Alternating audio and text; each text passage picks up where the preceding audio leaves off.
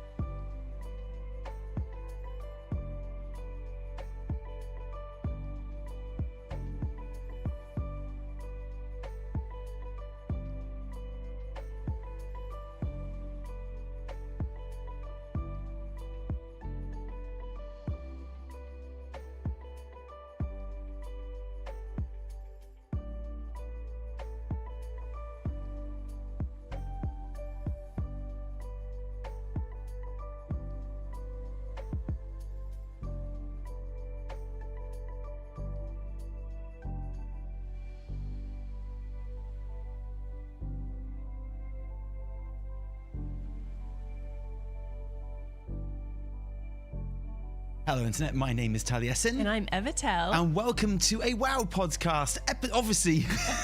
Obviously. Episode number... 58. It is episode number 58. Welcome, let's get off this farewell screen that's been on the screen for so long. And let's go to the podcast. Yay! Welcome to the podcast, everyone! Hey guys. Oh. Wait, cheerio can be hello and goodbye, right? Cheerio. No, that's Maybe not it's it. No, just whimsical. cheerio can literally never mean hello. Really? That's something you've just made up. That doesn't happen at all. British people can vouch for you. Cheerio. No, if you came into a room and said cheerio, people would be like, "Why? Where are you going?" Like, no one's gonna think that like that's a thing. No, guys, British people in the chat, please put my wife straight. To be fair, I've never heard anyone actually say the word cheerio like as a goodbye either, apart from you. So. Today we are talking about The pre-patch of World of Warcraft Midnight, and those of you who are very observant and who are watching this recording live and not listening in your ears in the on your preferred podcast listening platforms, those of you who are watching the VOD or watching it live will have already noticed that I'm wearing the same sweater as I was last episode. And do you know why? It's because you've been here the whole time. It's because I can't afford to change clothes! Oh no! Because of the new Transmog! I was making a World of Warcraft joke. I was also making I went downstairs before the stream started and I put this sweater on just so I could do that joke. Wow. And you did not appreciate it. I set it up so beautifully. And yeah, it's gone. It's gone. I am clever. And I'm actually very hot, so I'm going to take it off. Yes, please. Please remove it. I don't want to wear this sweater today, but I did it for the comedy because I'm dedicated to my craft. Done.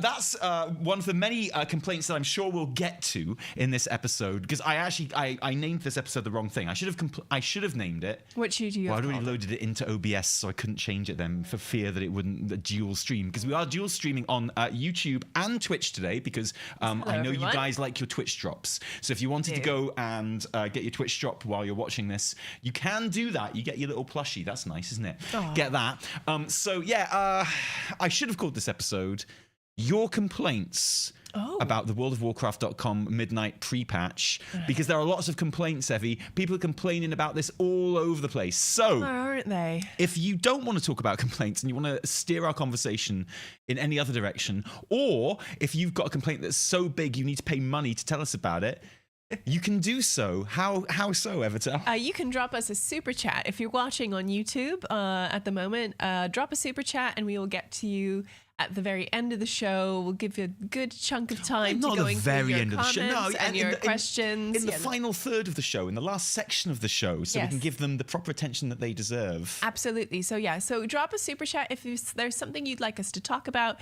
there's something you'd like us to say, if you want me to feel better. Because I have a cold and your super chats will make me feel better. I'm equipped with this today. This is indeed just for my nose. Hey, me too, but not the second part. I know. I mean, you could be feeling better already. I offered so many times to make Evertel feel better before this stream, but she wasn't a fan of any of my suggestions. No, just the toilet roll for me and some day nurse. And on top of that, I had a cheese grater incident last night. Oh, yeah. Evertel took off half her finger with a cheese grater. This finger right here. That one. Makes sense. Yep. She was telling a carrot to fuck off. And I was like, get in my ragu, you carrot. And I was too earnest with the box grating, and it was brand new. I was like, children, look at this new box grater that I got. Oh, it was a new box grater? Yeah, I got it because it's like, and it has all these different grating options on each side, different ways to slice bits of your flesh off. So that's what's happened. So yeah, if you want to drop a super chat to console me, to ask a question, to steer a conversation anywhere, we will get to them towards the end of the show. That would be lovely. Yes, please do that. It's one of the ways we eat.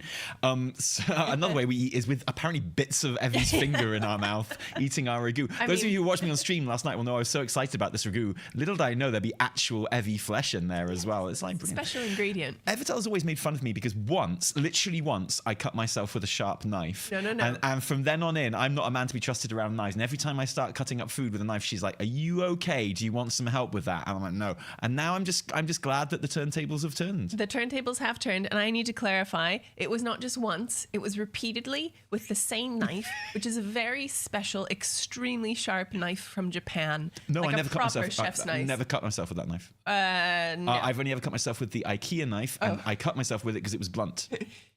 Anyway, it's fine. Anyway, it's lovely sharp knives. Never cut yourself with those because they just slice straight through the food, and it's like so easy. The time you cut yourself is when you're like you're pushing a bit harder than you expected to, and that's when things slip, and it's like Anyway, enough of that.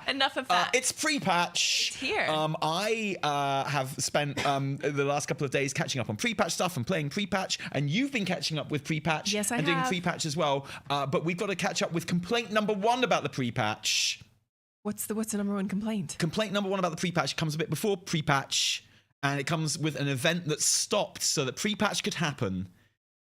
World of Warcraft Lemix sank so that Pre-patch 12.0 could fly. Well, could void. Yeah. And I want to just very, very quickly, before we move on to pre-patch stuff, I want to hear your thoughts on Lemix and the end of Lemix and how it was for you. You're asking me? Yeah, that's what yeah, definitely. When you say, I loved Region Lemix. Yes, Region Lemix was delightful. How much did you play by the end?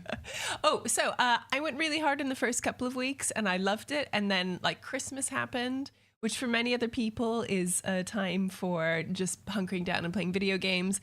Not so much so for me. It was just very busy. And then all the holidays happened and I didn't really play much Remix over the holidays. And then I saw the countdown. I clocked the countdown on my login screen, and then I went hard for about like the last week, and it was great. And as that week was wrapping up, I started missing it. Like I miss the little launch pad music already. I miss the vibe. I felt very sad saying goodbye to Moritari and my friends. I thought they did that really well. Yeah, I thought that was really nicely done. The goodbye quests were good, but it made me laugh how you get those quests like before you're done. Like I rolled, a new druid. Literally just to get decor, literally just to get housing decor. This is the person I am now. And I rolled a druid with like 2 days to go. And they were like, okay, time to say goodbye. And I was like, no, wait, I'm here. I'm going to do this and then we'll say goodbye. So yeah, I hugely enjoyed it. I'm sorry to see it gone because it's such a useful tool. It's such a nice way to level up, especially right at the end. Yeah. It's an absolute like joy just to blast through everything so quickly. I leveled a Boomy and I have no idea how Boom can actually play. I literally do not know. I see like a moon and I see in like an eclipse and I'm like, what's that? You were doing that and I was like, because you told me how much you were enjoying Druid and enjoying Boomy. And I was like, oh, well, do you know when pre-patch hits, you won't go into Eclipse by pressing like the same cast twice and then you go into the Eclipse for the opposite one. Eclipse is just a cooldown. It's just a button press. And everyone went, what's Eclipse? What's What's the Eclipse? And I was like, how much are you enjoying Boomy again? I maybe you're doing it the right way. Honestly, like maybe that's what you're supposed to do. Everything just dies so quickly, and so it's more, I will probably get my head around Boomy, but so I loved it. I loved what a good tool it was just to like bop through, just get stuff. I got loads of mounts that I bought. I got loads of armor sets, which look amazing. I just got to spend more time in Suramar, which is literally if anything, Remix has done, has cemented the fact that like Legion was one of the best expansions ever.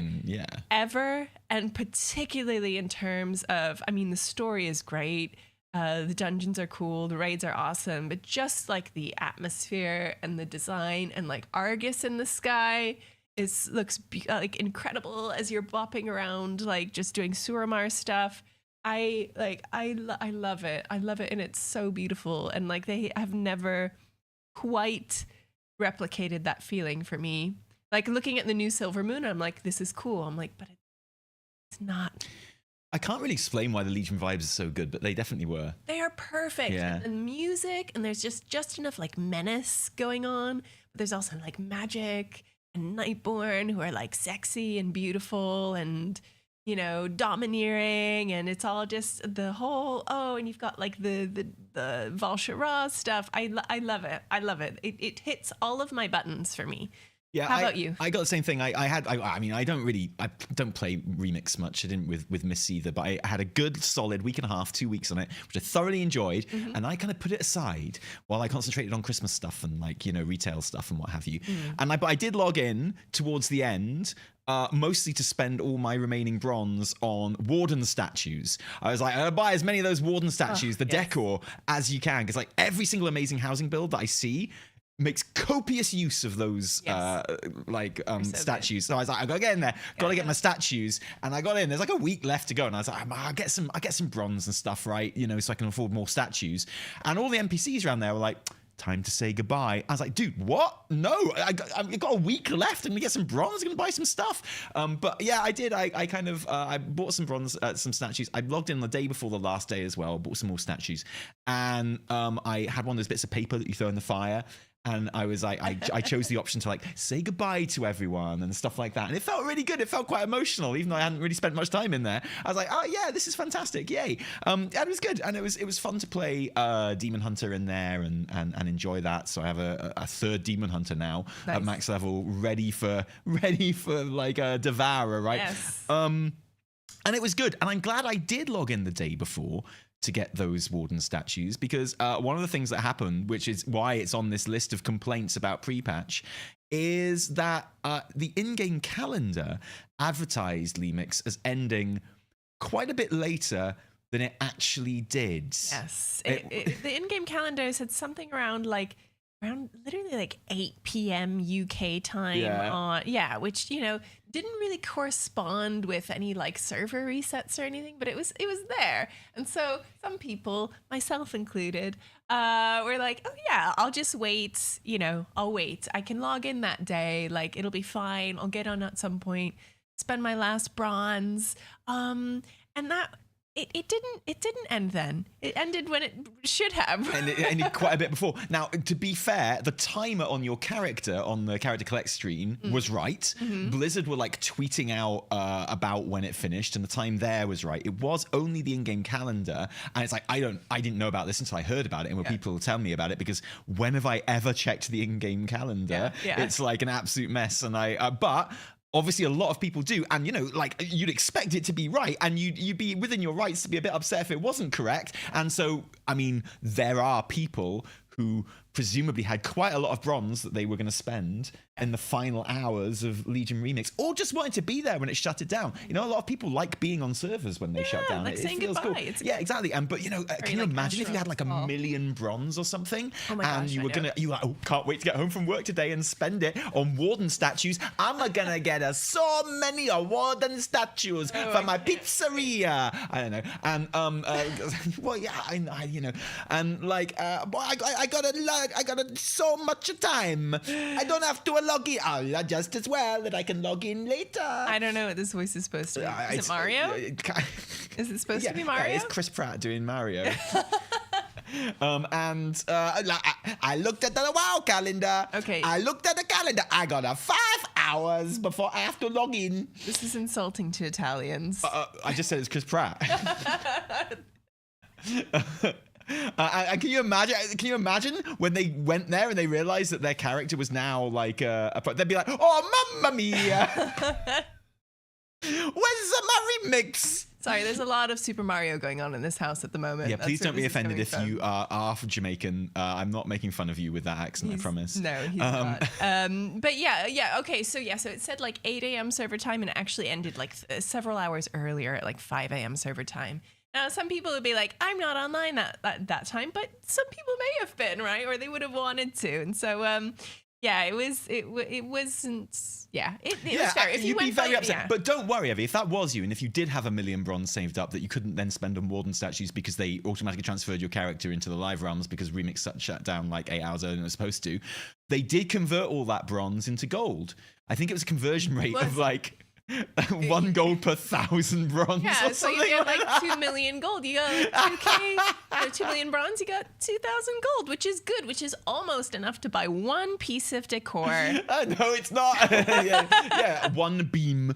There you go. Enjoy. Candle. So yeah, that was. I'm sorry about that, everyone. But Lemix was fun. All in all, it was good. But anyway, that had to move aside. That had to die so that pre-patch could live. And pre-patch launched.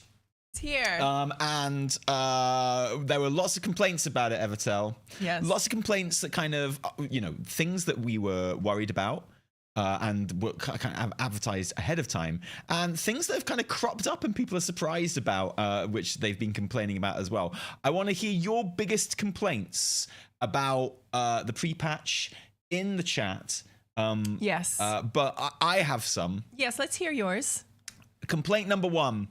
Transmog costs. Oh, that's not real. You're just, What do you mean it's not real? Hang on, how are you getting your free transmog? What you're doing, you don't care about the transmog costs. I do care. Look at how upset I am. Look at my angry face. I don't do the transmogs. Listen up, my friends. The transmog system is here, and I completely understand if you are baffled and bamboozled by some of it at first. Because here's the thing, it's not just one new system, it's like several new systems layered on top of each other, right?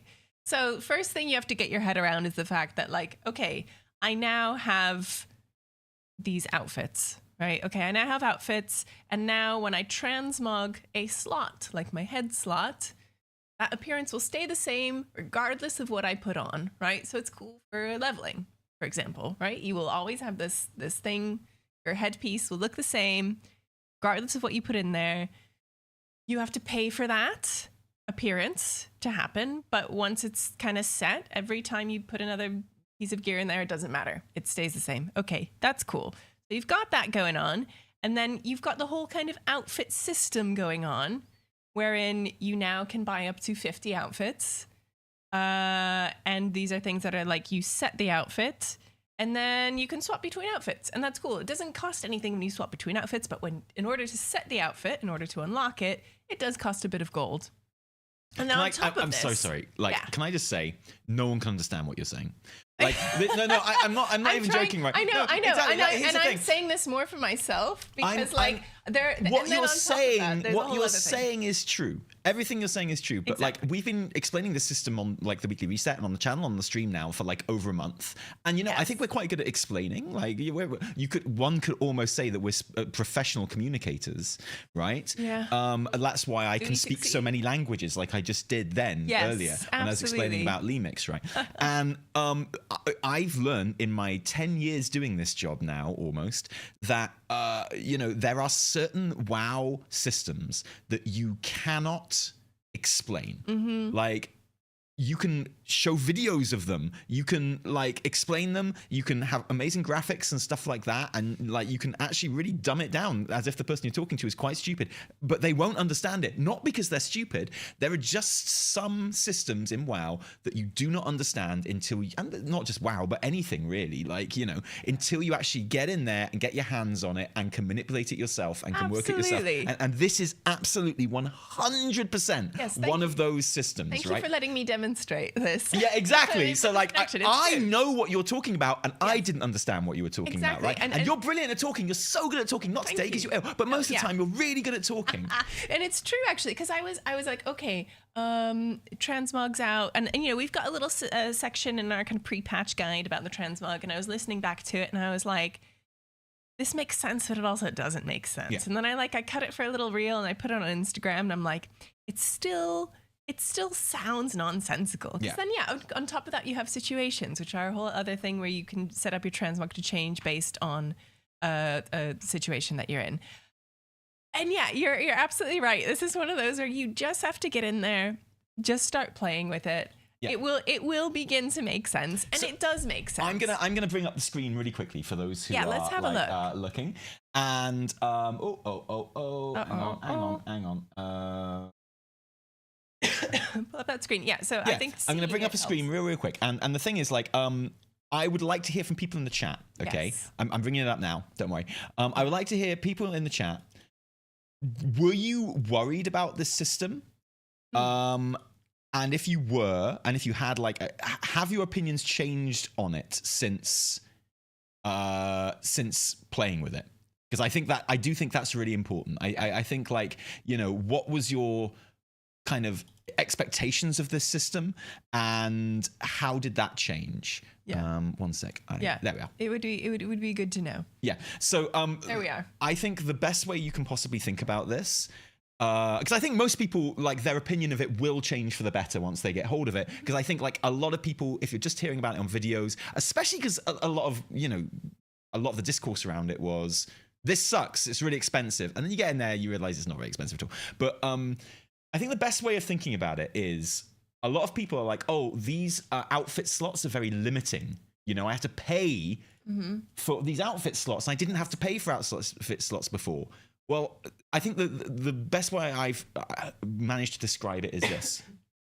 Before pre-patch, you only had one outfit slot, and it was you. Yeah, that's okay? it. That was what Transmog was. It was this one outfit slot. So every time you wanted to change your outfit, you were in this outfit slot 1, and you had to change outfit slot 1. Yeah. And it cost you money. You had to change individual pieces in there. Exactly. So now, however many slots you've got, and I've got 5, I can't see myself ever really needing more than 5, but I'll probably buy all 50 just because I can, because I'm a professional WoW player, right? Funsies, yeah. Yeah, but whereas before you only had one outfit slot, and it was you, it was the thing you were wearing, now you've got 5 in my case. So like, now I can swap freely between those 5 outfit slots for free and at the push of a button and instantly, whereas before I couldn't do that because I only had the one slot that I was working with, right? So I feel like that's the best way of thinking about it, you know? And does it cost money to put the transmogs into the slots? Yes.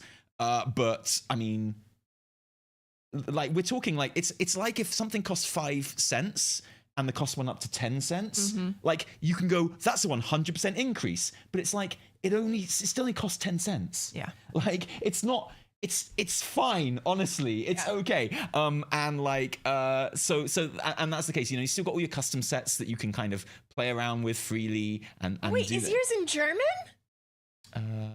No? Benutze, what does that one say again? I don't know. Yeah, mine is in German. Benutze, oh, I'm on a German server.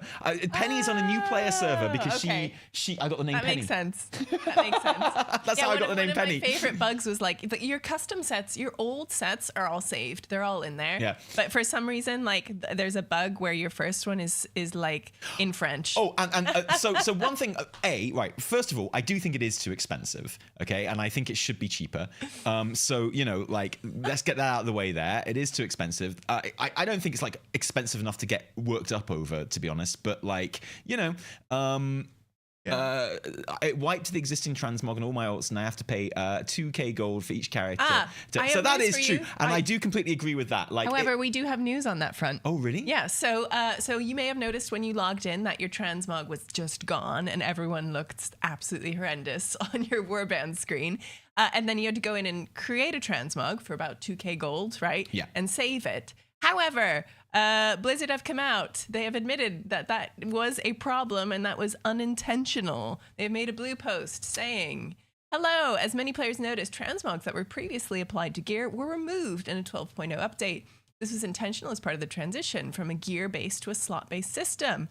Although previously saved loadouts were converted to custom sets in the new system, it costs the normal amount of gold to apply the first transmog to your character, even if you're simply setting your appearance back to the way it was before.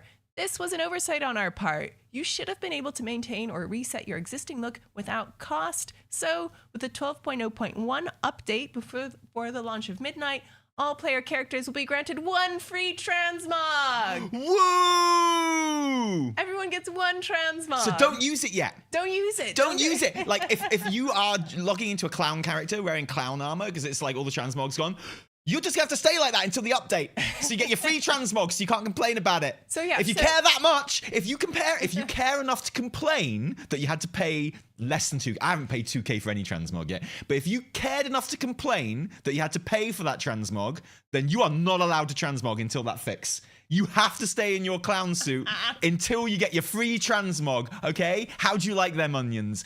So you're not allowed, if you complained about it, you're not allowed to change any more of your characters. Fact, you have to wait for the free one. Fuck you. Well, yeah, exactly. So they're like, oh, we messed up. So yeah, so that's fair. So having to log in and then being untransmog and then having to pay to go back to your normal look was like, it's like, come on. So there you go.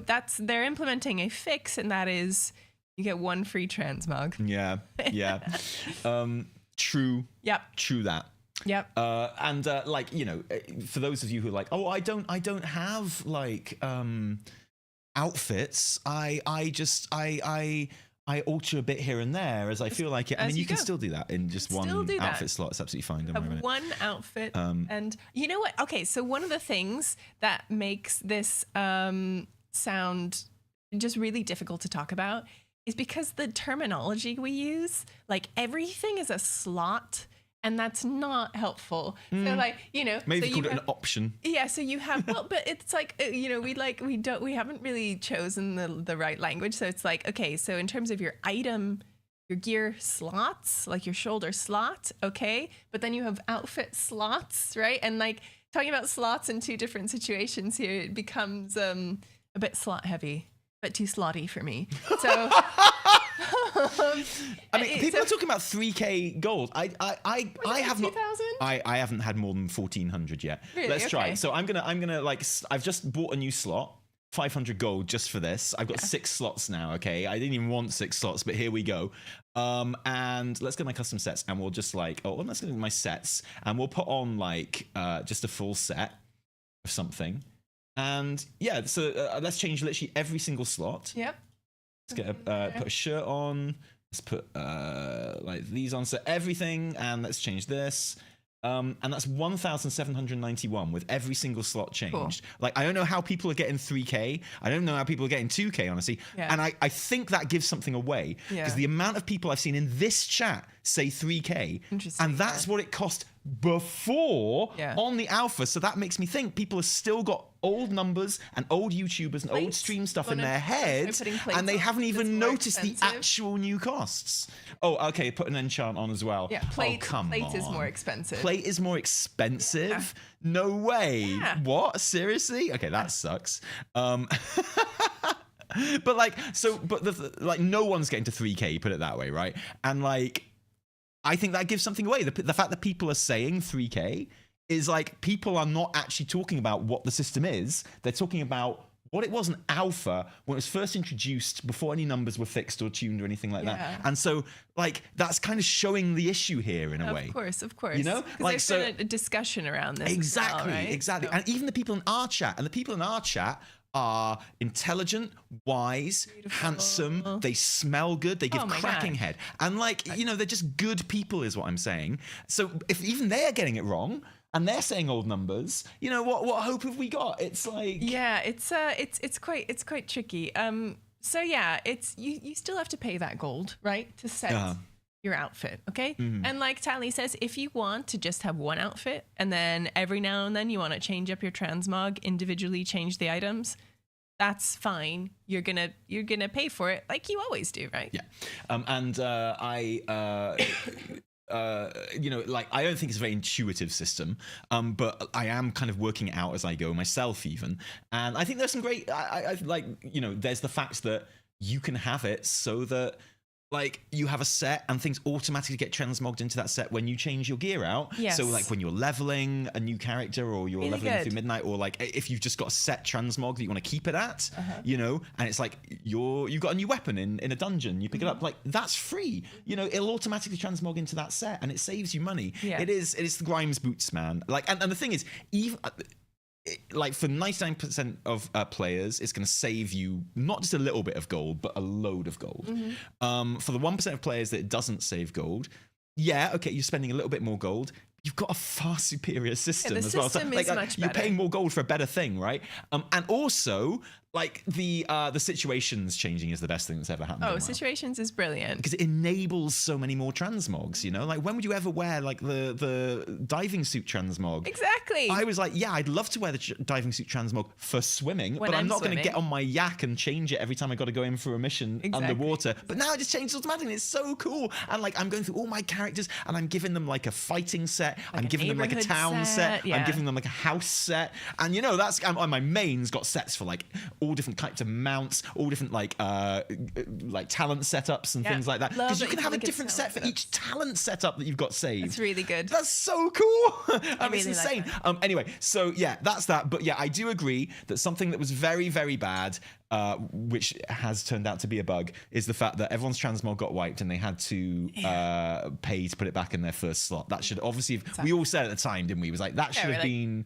that should have been like automatically saved as your first slot, whatever you were wearing. And I have to say, if you are not up with like the WoW discourse, if you're not following the news and you logged in for this patch and you opened up Transmog, you would be like, what is going on right now? I feel like the And I've seen little videos. I've seen some YouTube shorts about, I haven't made that joke in a long time, about how transmog works, which is really good. Yeah, I feel like it can be a little bit overwhelming. And there are things about this UI that still, like it takes a moment to kind of, you set everything and then you have to remember to save the outfit, but you have to make sure that you're on the right outfit. And then I hate that they give you this automatic question mark as an icon for your outfit. Oh, like, sucks, yeah. I don't care. I actually don't. Plumber suggests like an icon for you. That's amazing. Thank you, Plumber, because I want to set my outfits. I am not going to go through and choose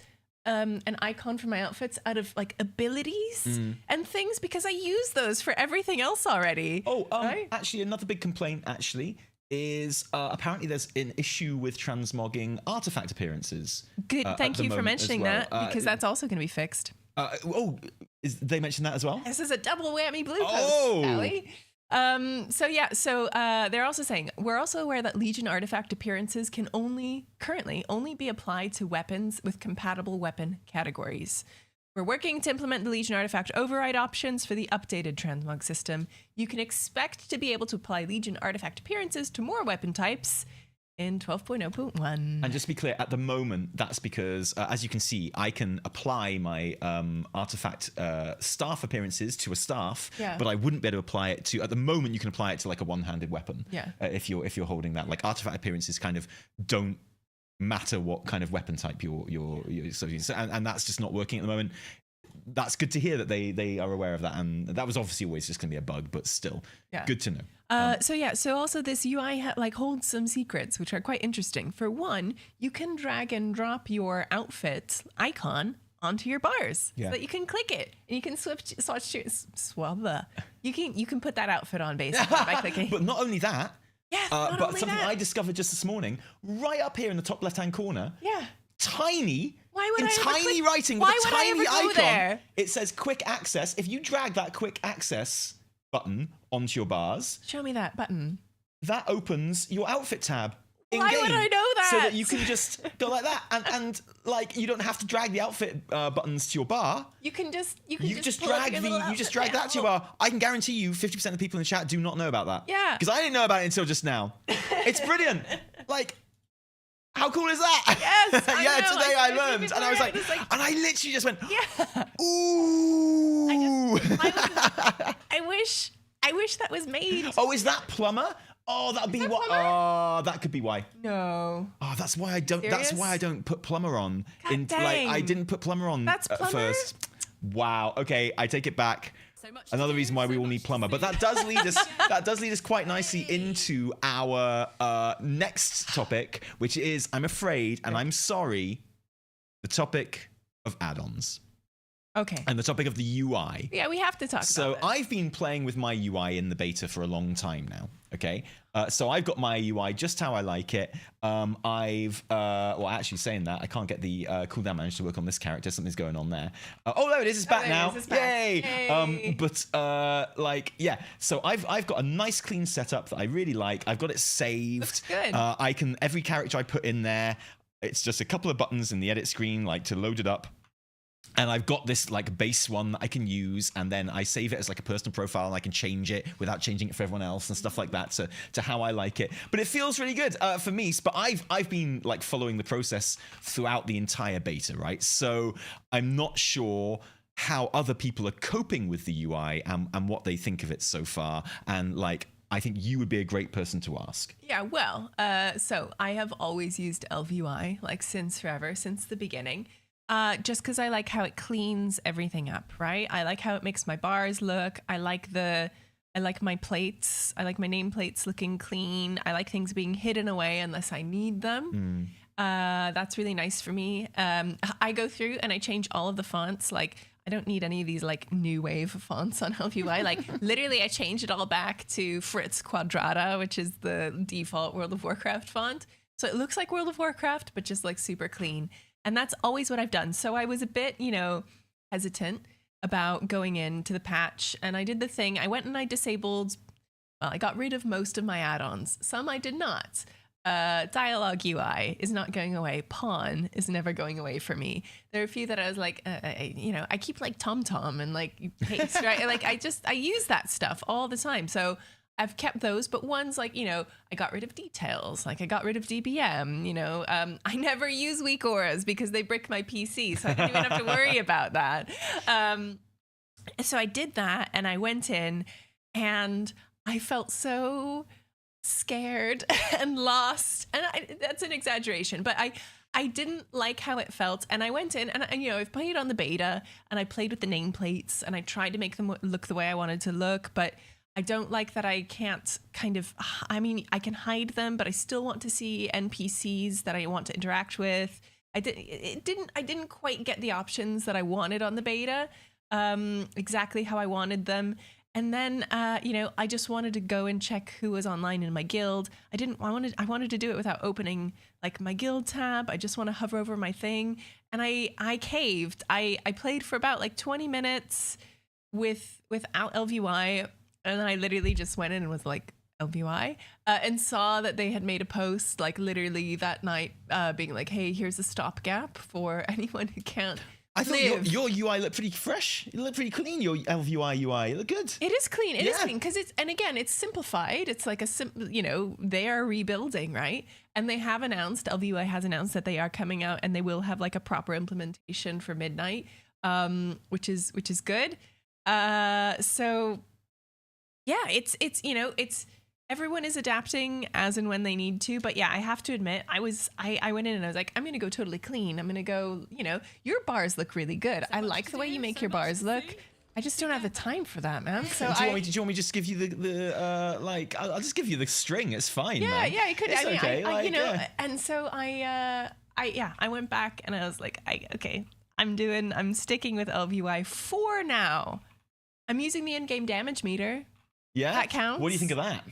I mean, you're not a big damage meter user really because you don't raid anymore or anything like that. No. So I mean, I like it to just kind of gauge. Well, I've got a feeling that's one of the things most people are going to complain about because it doesn't have the same kind of functionality that other sort of damage meters and stuff do. Yeah. Although I did notice that my details updated, so I don't know how much is going on there. I don't know like what the situation with details is or anything like that. It's one of those things where we are in this grey limbo land at the moment of there we go. Sorry, I keep messing up these frames. These there. We're in like a kind of weird limbo of sort of add-ons working or not working and being updated or not being updated and things like that. So it's kind of hard to know which one is working and it's hard, especially hard because it's that thing of like you load something up and you don't know because the whole UI has changed in the game, like that thing that just happened with me and Plumber. Mm-hmm. You don't know if something is in the game or if it's being added by an add-on, and likewise you don't know if something's broken and isn't working like it's supposed to. You don't know if that's because the UI is broken or if it's because there's an add-on which isn't working properly and is messing it up. So it's this like really strange situation at the moment where I don't even know who to be angry at a lot of the time if something's not working, or who to be happy with if something is working and something looks good. So it's tricky. That's all. That's it's tough. It's tough. Yeah. But yeah, and I think it's pre-patch. We knew this was coming. This is the time for playing around with your UI, seeing what works for you, seeing what you need, right? Seeing what you can't live without, and that's gonna happen. And I think people are coping. Yeah, generally, and like generally coping. I think there is something quite nice about like a standardization of the UI. So like when I see people playing WoW, I instantly know what I'm looking at without having to kind of like, how have they, what add-ons are they using? What like, and stuff like that. But having said that, I will quietly be bringing like add-ons one at a time kind of back into my UI to fix stuff like that. Oh my God, the personal resource display and things like that. And just changing how stuff looks to make it more like I like it. But I am quite enjoying it at the moment. It'll be interesting to see when like competitive play kicks off again and people are doing like when midnight kind of hits and people are doing like Mythic Plus and Raid and stuff like that. sort of what the impact of that is and how that's working. But I think, like I don't really like the nameplates. I don't really like the damage meter. There's some severe limitations in the cooldown manager and buff tracking and stuff, famously. So yeah, it's tough. It's hard. Yeah. I'm finally learning to write my own add-ons because a week or I had some non-combat quality of life stuff I like. Yeah, well, what has been really fun actually, what has been pretty fun is seeing the surprising amount of add-ons that are making the jump, add-ons that you assumed wouldn't, like LVUI and stuff like that. And I think that's wonderful to use. I've said this a million times. I'll say it one last time because like we have officially said goodbye to weak auras in retail now, which is kind of sad, kind of emotional, honestly, it's because weird. I feel like I'm like the ghoul wandering through the Fallout wasteland, and weak auras were like my little dog following by my side, and it's like he's gone off and done his own thing now, back to classic. And so it is emotional, but I do maintain, even with the changes, if they'd wanted to, and I don't blame them for not wanting to at all, but if they'd wanted to, even with the changes, weak auras would still be one of the most useful add-ons going in retail, flat out, like seriously. So it's a shame. So it is like especially good to see so many add-ons that have made the jump, which has been extra satisfying and really, really good. Any more complaints about the UI? I mean, apart from the Lua errors that just flood your screen every time you get on. I assume those are tied to my hacky LVUI holdover build, but maybe not. Maybe it's just hey, maybe it's people. I just want to say people are still arguing about transmog costs in our chat, and I just want to ask, in what situation? Because I believe you. I'm not trying to prove anyone wrong. Okay, I'm trying to learn here.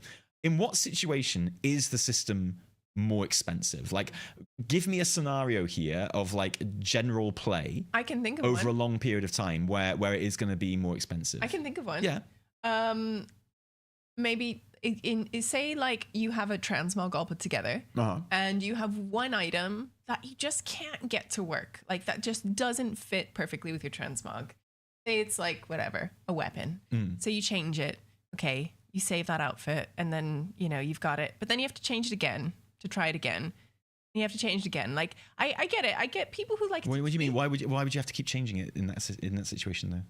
Because you need to pay to change the item. But why would you change it? Because you don't like the way it looks. Because you've put it on, you've walked around with it, and you don't like the way it looks. Right? And then you want to go back and I have to admit, like, I've done transmog like this for a while. Like, you're just looking for the right thing to do. Yeah, I get it. And then if you're doing that enough times, transmogging to see it in the world, and then, it costs more, like that is just going to add up a bit. That's one situation where I can think of it, right? So if you literally can't make up your mind on, like, if you don't even really want to change your transmogs ever, but there's just one piece of transmog that you can't ever make up your mind on, and you're changing it multiple times a day. All the times, okay. Right? You just I think over a long period of time that could result in more money. It would add up, right? Yeah. That's, that's sure. There is one example, right? Yeah, I guess. Yeah. I guess so. Yeah. Maybe. In the long run, it will be cheaper. Like in the long run, using, the way you will use this, the way that people will embrace like outfits and stuff and situational transmog, which is like key to this, it will save you money because you will be swapping between these outfits that are predetermined for free, and it's gonna look cool, and you're going to have a cool transmog to go like, for when you're raiding, and your transmog, that you wear when you're in the neighborhood, and it's different. And again, there's so much changing in like really kind of banal and boring ways in this patch, and but they're really important things. They're really important things, like your UI, your transmog, and this accumulated change is just making people like, I get it. I logged on today and I couldn't like. Our guild had chosen the Mechagon endeavor, and I was like, I don't want this one. I don't want to go to Mechagon. I don't want to talk to a guy to tell me what to do in Mechagon. I don't want, there's like irritation creep. Yeah. It's like, it's accumulating. Yeah. It's better that it happens now as opposed to in March when midnight launches, right? Sure. We all just need some time to stew and to calm down. Just take a deep breath. Just deal. Fair. Totally. Yeah. That is my take. Yeah. I much prefer the system. Oh I think my God. Vastly superior. The old Transmog system was 15 years old. It was garbage. Yeah. It was awful. And like I love it for how much it enables transmog changing. It's like there are transmogs that I would never see, would never use, because I would only ever want them if I'm going inside like a building. It's like, it would be cool if I could take off my armor when I'm going inside a building. I just think that would be really cool, but I'm not going to transmog out of my stuff into my building stuff every time I go in just for like some stupid RP just myself. But the fact that, you know, it's free to do that now if I've saved the set that I want in the houses, and it does it automatically. It's like it means I change transmogs like 10 to 20 times per session on a character, whereas before I would have not changed it at all. So like comparative, and if you were changing your transmog that many times in a session before, it would have cost you way more than any outlay that you're paying on the transmog. So it's like, it's kind of like I still think it's people just getting their head round it and trying to work it out honestly and how to make it work for them. You know. I'm not having the whole new player argument because that's bullshit. Like that's one of those things that people bring up to like air their own grievances, and they try and like, you know, I just care about the new players. No, you fucking don't. You're bringing up something that you are upset about, and you're trying to use new players as an excuse as to why it's bad. We all do it. It's fine. It's like, oh yeah, man, the arcane mage opener, it's too complicated, man. And it's not for me, I don't care. All right. It's new players I'm worried about. What are they going to do when they're mythic raiding? You know, like. Yeah, exactly. Okay. So someone pointed something out in chat, which I just see it because we are in this whole like slew of changes, right? Because if so many things are unfamiliar, I completely agree when someone says, I just wish there was like a apply changes button. Like in the transmog, because there isn't one. It's just like save to outfit, and it's like no. I want to apply the changes to my character. I need a button that says apply changes. You know, because like there were multiple times when like I did not save my outfit because I just clicked to another one or whatever, and I just didn't. And then there are little like bridges that need to be built to like help people along. I think it's something as small as that can make you feel. Okay. Fair.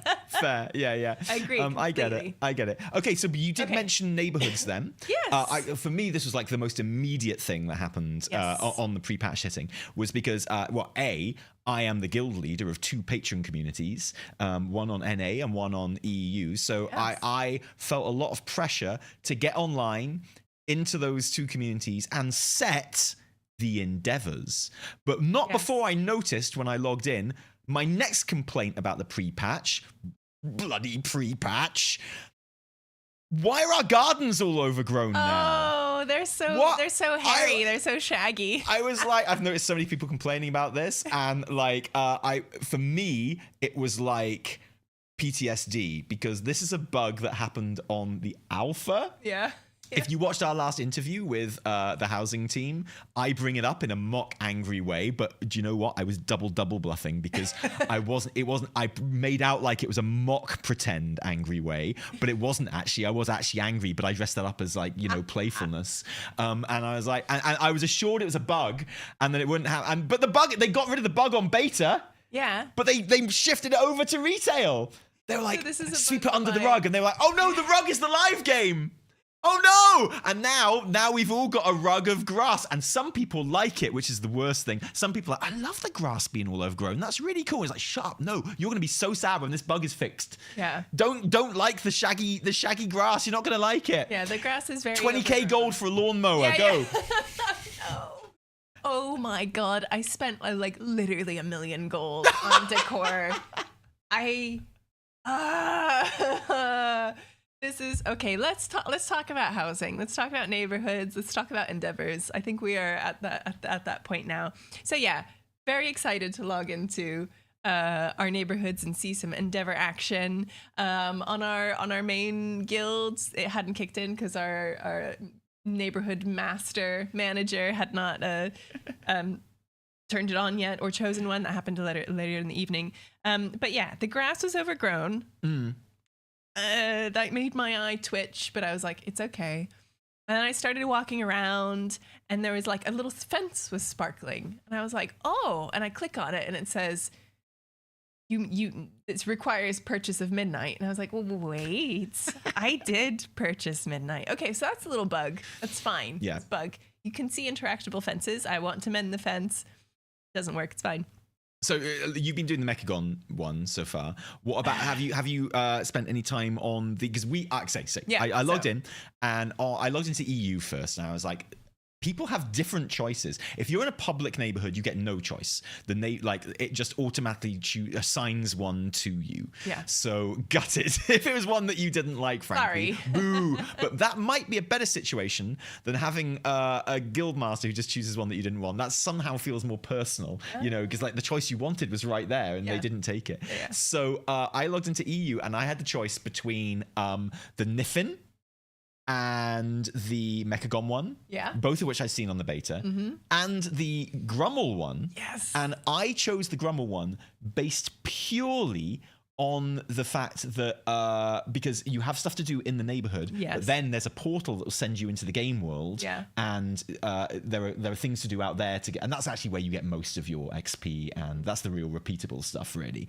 And I was like, well, I'd rather a portal to Pandaria than to Mechagon or to the caverns, right? The Niffin place. So I was like, I want my people going to Kunlai Summit. I think they'll thank me for that. So I invited the Grummels in, and like big Yeti dude came in, and they all moved in. And I was like, okay. But then I looked at their rewards, and I realized I made the right choice. Because all of the Grummel rewards are like coffee based. So you get like 3 different types of coffee cup. You get bags of coffee beans. You get a cafetiere. You get an espresso maker. Thank you. Oh you my chose god, the correct one. It's so Grummels give you coffee decor. Holy hex! There's that little cafe sign for outside. Oh my god, I didn't know what those rewards were because I never saw it on beta, but I was so happy with those rewards, and I haven't even been to Kunlai Summit yet. I'm really looking forward to that. Apparently you just get told to massacre a bunch of Hosen. Love it.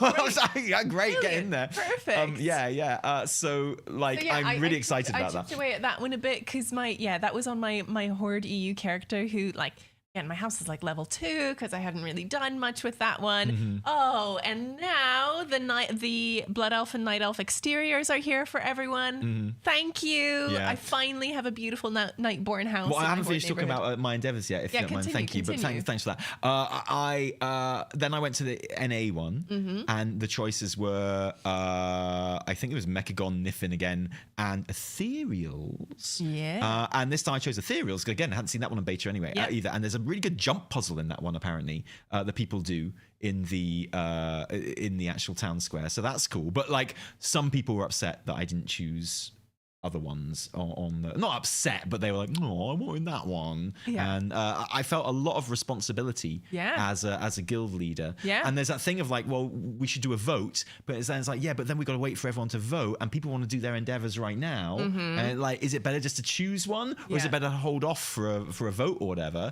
And then we've got the Mechagon one up in our raid neighborhood in Immortalis. So I got 3 at the moment. And when I join, I'm probably going to join a public Horde neighborhood on NA as well. Let's see what it's like there.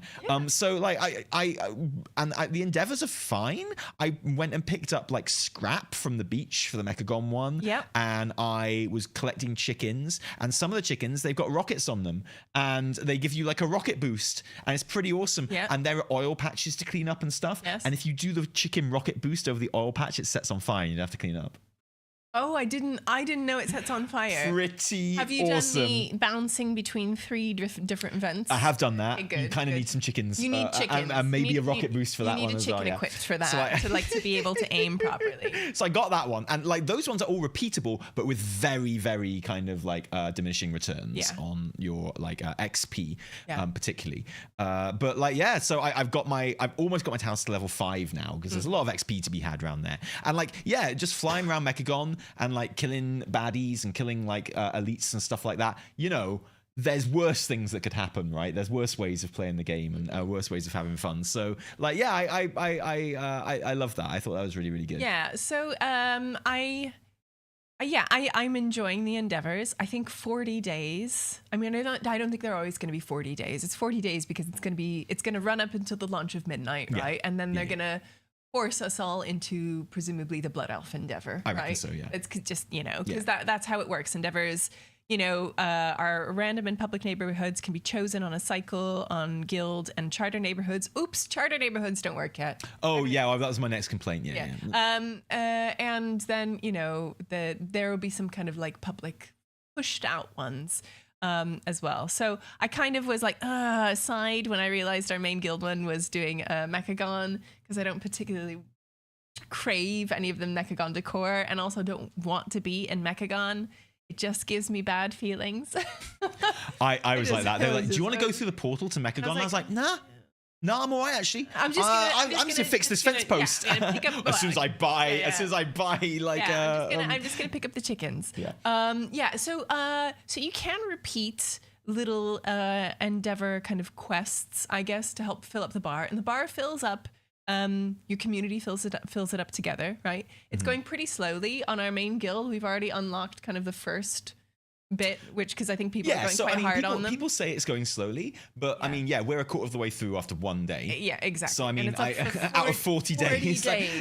Obviously people's effort on it will be front loaded, but there's also a very kind of passive kind of element to it. There's raids. That was something I saw on Twitter a lot yesterday, was people saying, "Oh, they'll change this, they'll change it." I don't think they will. No. Yeah, we're literally we're like a quarter of the way done already. Just overnight for our EU guild. And don't forget, something that came out of the interviews and stuff before this, which you won't see in action yet, but if you are in a neighborhood, like the amount of XP and progress on neighborhood endeavors over time will scale to the effort that your neighborhood puts into it.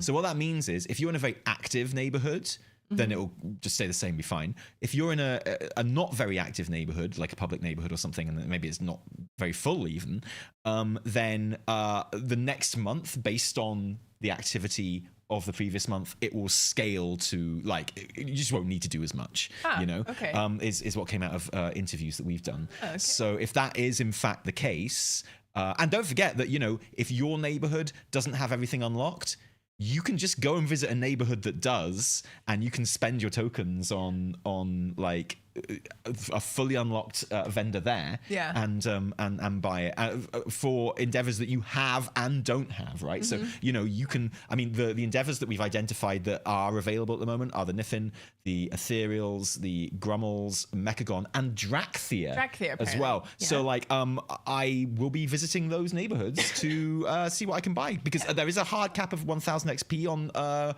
endeavor activities for you personally, but there's no hard cap on coupons. So even with very diminishing returns, you can keep on getting coupons forever. Okay, that's good. That's good. And you use those coupons to buy the decor, right? And you can go and visit other neighborhoods to get decor using those coupons. Can visit neighborhoods on your house finder with a list of neighborhoods, like, randomly that it gives you, that you can go to visit and see what endeavors they've got up. You can refresh that list as well. If you want to target something specifically, you can be in a group with someone and right-click on their portrait and select Visit House, and then you'll go to their neighborhood. So it's only a matter of time before you see groups popping up on Group Finder, like fully leveled up ethereal endeavor. Come visit, tips welcome. Yeah.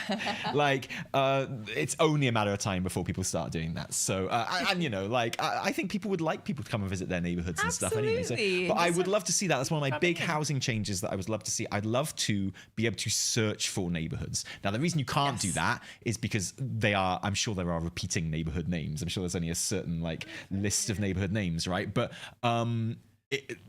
something's gonna have to change, because when I see someone on Twitter go, "This is my house build," ha ha ha, and they say what neighborhood they're in, I want to go and visit that neighborhood. I want to be able to just type it into the search bar and go and find it. It would be nice. It would be nice. That'd be really cool. Yeah. Housing XP, I find it builds up pretty slowly. Like I say, I dropped like 1 million gold on decor for like 10 XP at a time, but also because I want the decor. I want all of it. I want to be able to place it and play with it. So that's my cross to bear. I've done that to myself. But yeah, I do feel like housing. I'm only level 4. I'm level 4, maybe level 5 on my house, and we can unlock what was up to level 9 now. It's gonna take a while, but I think like that's okay. Like it's housing XP will just build up slowly, and I don't think they want people to front load it, like you say, like just to like bop through it, you know. And it's quite jarring when coming from like alpha and beta, particularly like early on, where you just, or like builds where we could just have every item available to play with. You know, I think that's kind of like these housing building enthusiasts had to be like, okay, now I got to get real. I got to see what I can actually buy and afford. So, but yeah, I think I am accepting that it's going to be a longer process. I wouldn't mind housing XP to go faster for those who were interested in leveling up their house. But it's just a small niggle for me, really. Yeah. And the XP that you're getting is Endeavor specific. So this is where, up until now, all house XP that you've got, you will have got from basically like completing the quests when you get in there, just to say hello, and buying decor, basically, which is, of course, account-wide. So it applies to both of your neighborhoods, like your Horde neighborhood and your Alliance neighborhood that you're members of. This is where that will, you know... The path will branch off now, is because you will have a different endeavor happening in your Horde neighborhood to your Alliance neighborhood. So if you're doing activities under the banner of your Horde neighborhood, the XP is for that house. And if you're doing endeavors under the banner of your Alliance neighborhood, there it applies to your Alliance house. So they're different. And don't forget, you have to talk to the men in town to go and upgrade your house as well. You can get all the XP you like. If you don't ask the men to go and upgrade your house, ain't gonna do it. The men out. Yeah, but I did get my outdoors room today. Oh, yeah. Nice. Yeah, that's a good. That's a good one. I'm looking forward to like my nighttime room. That's the room I want. Yeah. Oh, and of course at level 6, I think, you get your lighting, your hearth lights. Yes, exactly. Like your ambiance machine. So excited. I'm really excited. So excited for that. So it's neighborhoods and endeavors are kicking on the pre-patch. Well, hang on, wait. Yes, hang on. Yes. Are there people whose GM, who is in charge of the neighborhood, is away on holiday and you can't have endeavors yet? Is that, you are kind of relying on... I know. On the GM, if they haven't got any permissions and stuff up for other people to, are there even permissions that allow other people to choose the endeavor? I don't know if there are at the moment, but yeah, neighborhood manager. I did feel a lot of pressure, and I was glad I wasn't on holiday. Wow, wait, so, I mean, if we ever go on holiday on Endeavor Change Day... You're just going to have to go to someone else's... they're just going to have to go to someone else's neighborhood. Yeah, that sucks. I have to take my laptop with me everywhere I go. There should be an option to hand over... okay, it's a guild rank privilege. Yeah. Okay. Yeah. Any word about clearing up guild halls? No, that was mentioned in like that press interview, and because it's a press interview, and actually we have had communication with the person that wrote that game interview, really nice, which has been really nice. But yeah, that's why I can just never put too much stock into answers that I read on a page rather than I hear the full thing in a quote sort of thing, is because like, yeah, they said, someone said something. Jesse said something about guild halls that they will be available at some point, probably not before launch, and it's like that could mean anything. That could mean in a year's time. So we have no idea how imminent guild halls are. I don't think they're very imminent at all. But I'm happily to be wrong. Yeah, I'll let you shit on that. Yeah, who knows? I'd rather be wrong. You know. I don't want to be right. But again, I don't know what a guild hall is. I don't know what happens there. I don't know where it belongs. I don't know. Well, we know nothing about it. There's been nothing we know nothing about them, but we do know that they're coming, which is quite fun. But people in chat do think that neighborhood managers can choose endeavors as well if the guild master is away.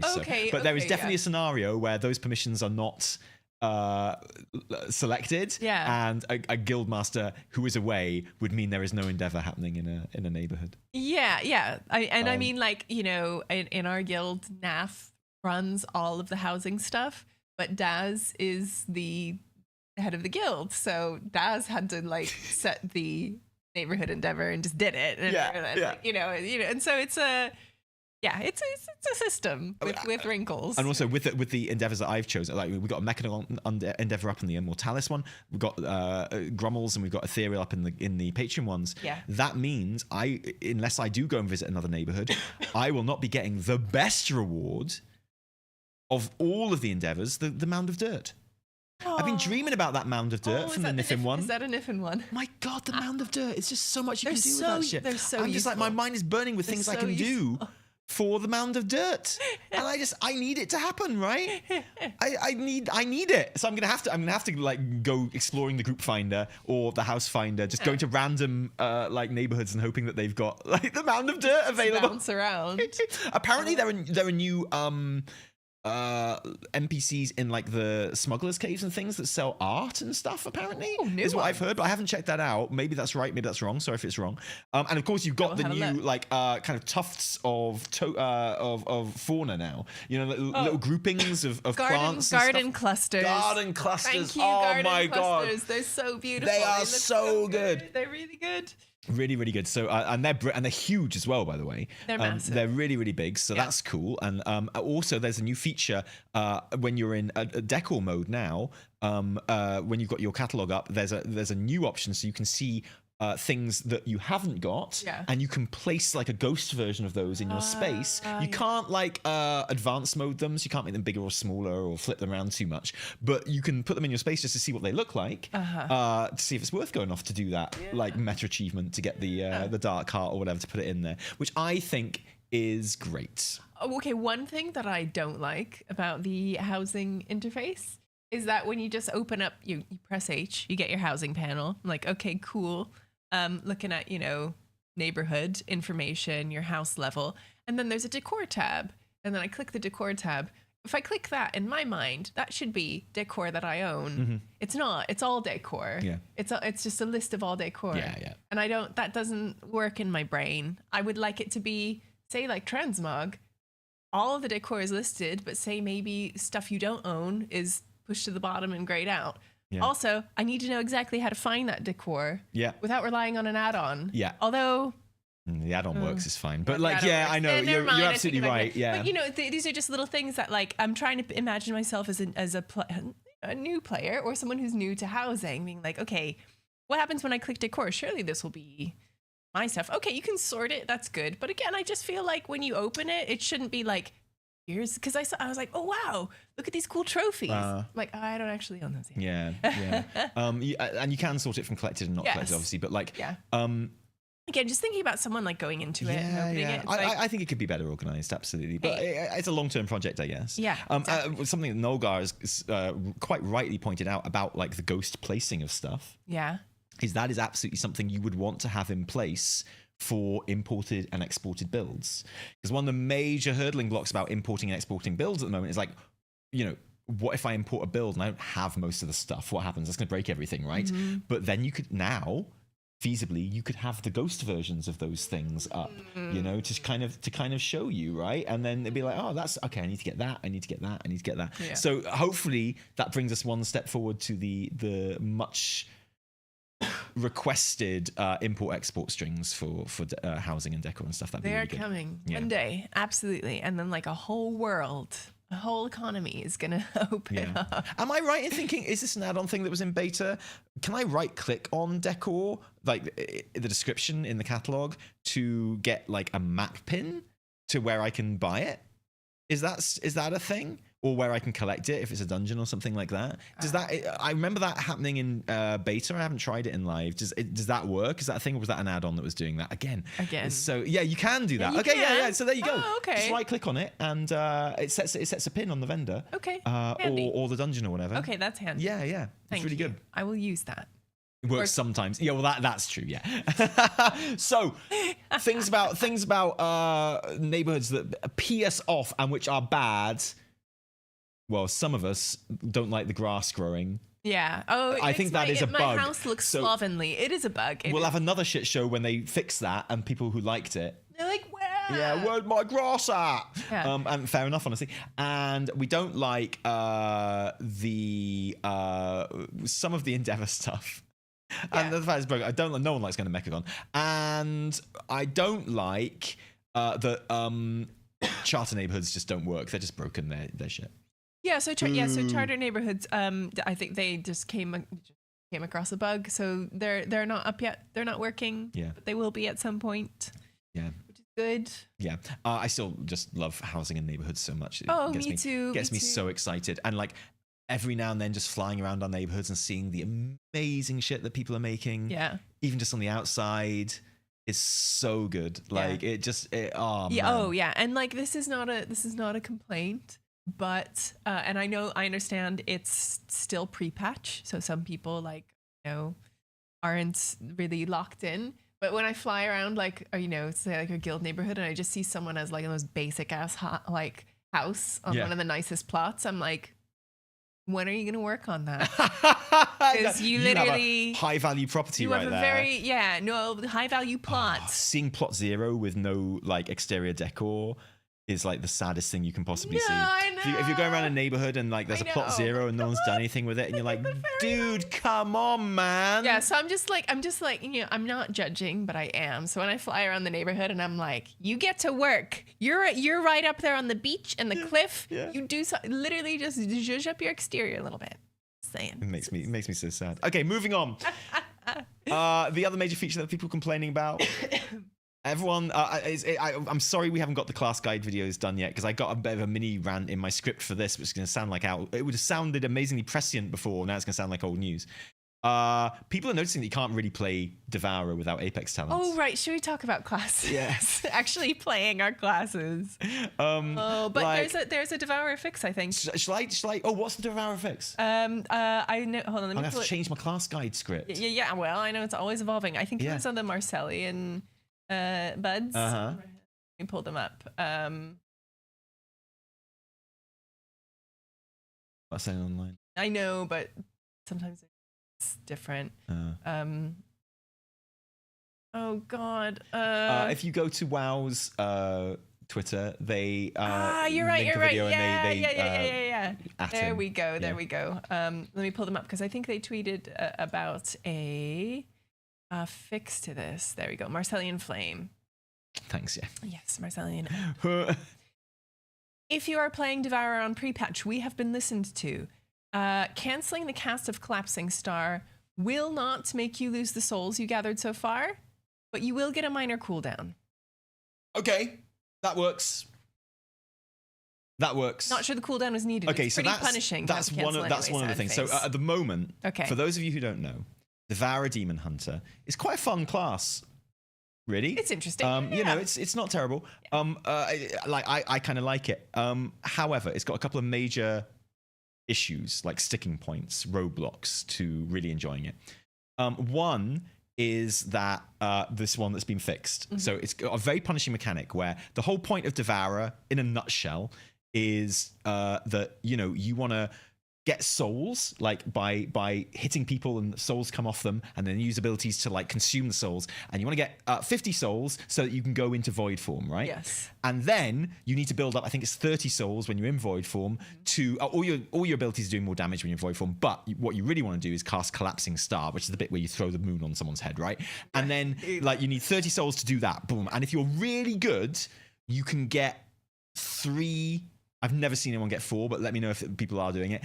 3 casts of Collapsing Star in a void form, and you can talent it into doing more damage each time you do it. So it's just this big. It's like a huge damage thing, right? Yeah. It's kind of the whole point of the class. It's the thing that's in all the adverts and stuff like that. Mm-hmm. So it's an incredibly punishing mechanic because A, it takes a while to get into void form. B, it takes a while to build up enough souls to get a Collapsing Star. But then it's got a very long cast time. And yes, until this fix, if you cancel the cast for any reason, once you started casting it, you lost all of the souls it spends it on cast and rather than on completion of cast, like any other ability. Yeah. So like incredibly punishing. Great to hear that they're fixing that. Yes. That's fantastic. Yeah. There are still 2 big sticking points about Devourer, which people are starting to notice now as well.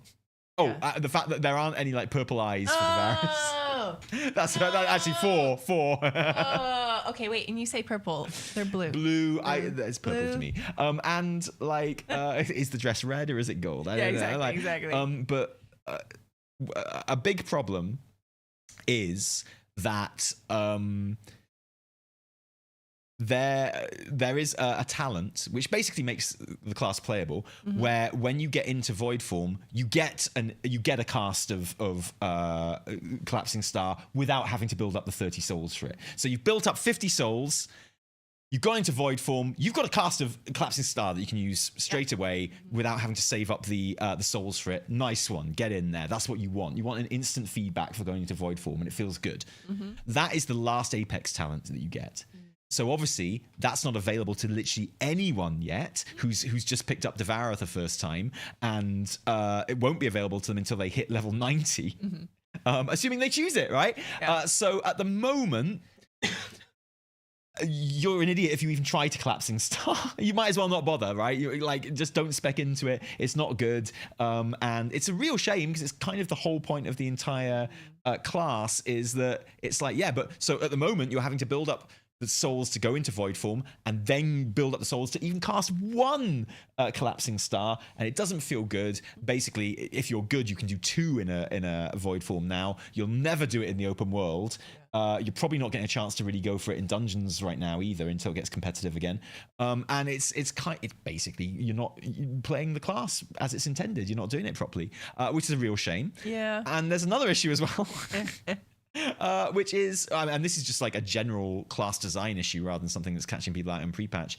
When people start raiding with this, they're going to notice that they're pretty much the only class in the entire game that can't just instantly pop cooldowns and can't like at pull of a boss. So like, when you pull a boss in a raid and like whether it's prog or farm, and it's like, yeah, most of the time, a lot of the time, over 50% of the time, you're hitting lust on pull. Everyone's popping their cooldowns, doing loads of damage.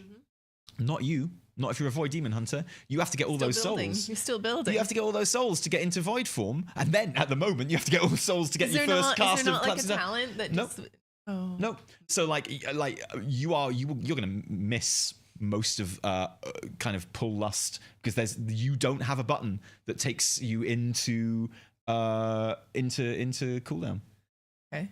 Demonology doesn't either. Demonology can pop like your tyrant or like your big cooldown demon at pull.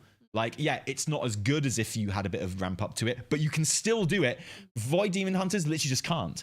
Devour Demon Hunters literally just can't. They don't even have the button to press, so they can't do it, right? Yeah. And that kind of sucks, actually. That kind of blows, yeah. And like it takes a good amount of time to get up there and to do it. And so there needs to be a talent which is either like a very long cooldown, which allows you to just straight up go into demon form, so that you can do it at the pull. Or there needs to be a talent which is like you automatically go into demon form when lust is active on you. When lust is cast on you, you automatically go into demon form. That would work too, because it's essentially a 10-minute cooldown. Depends on other people using it in your raid and stuff like that. Yeah. It would be a raid, or that would be a mythic plus talent as well. But so that would.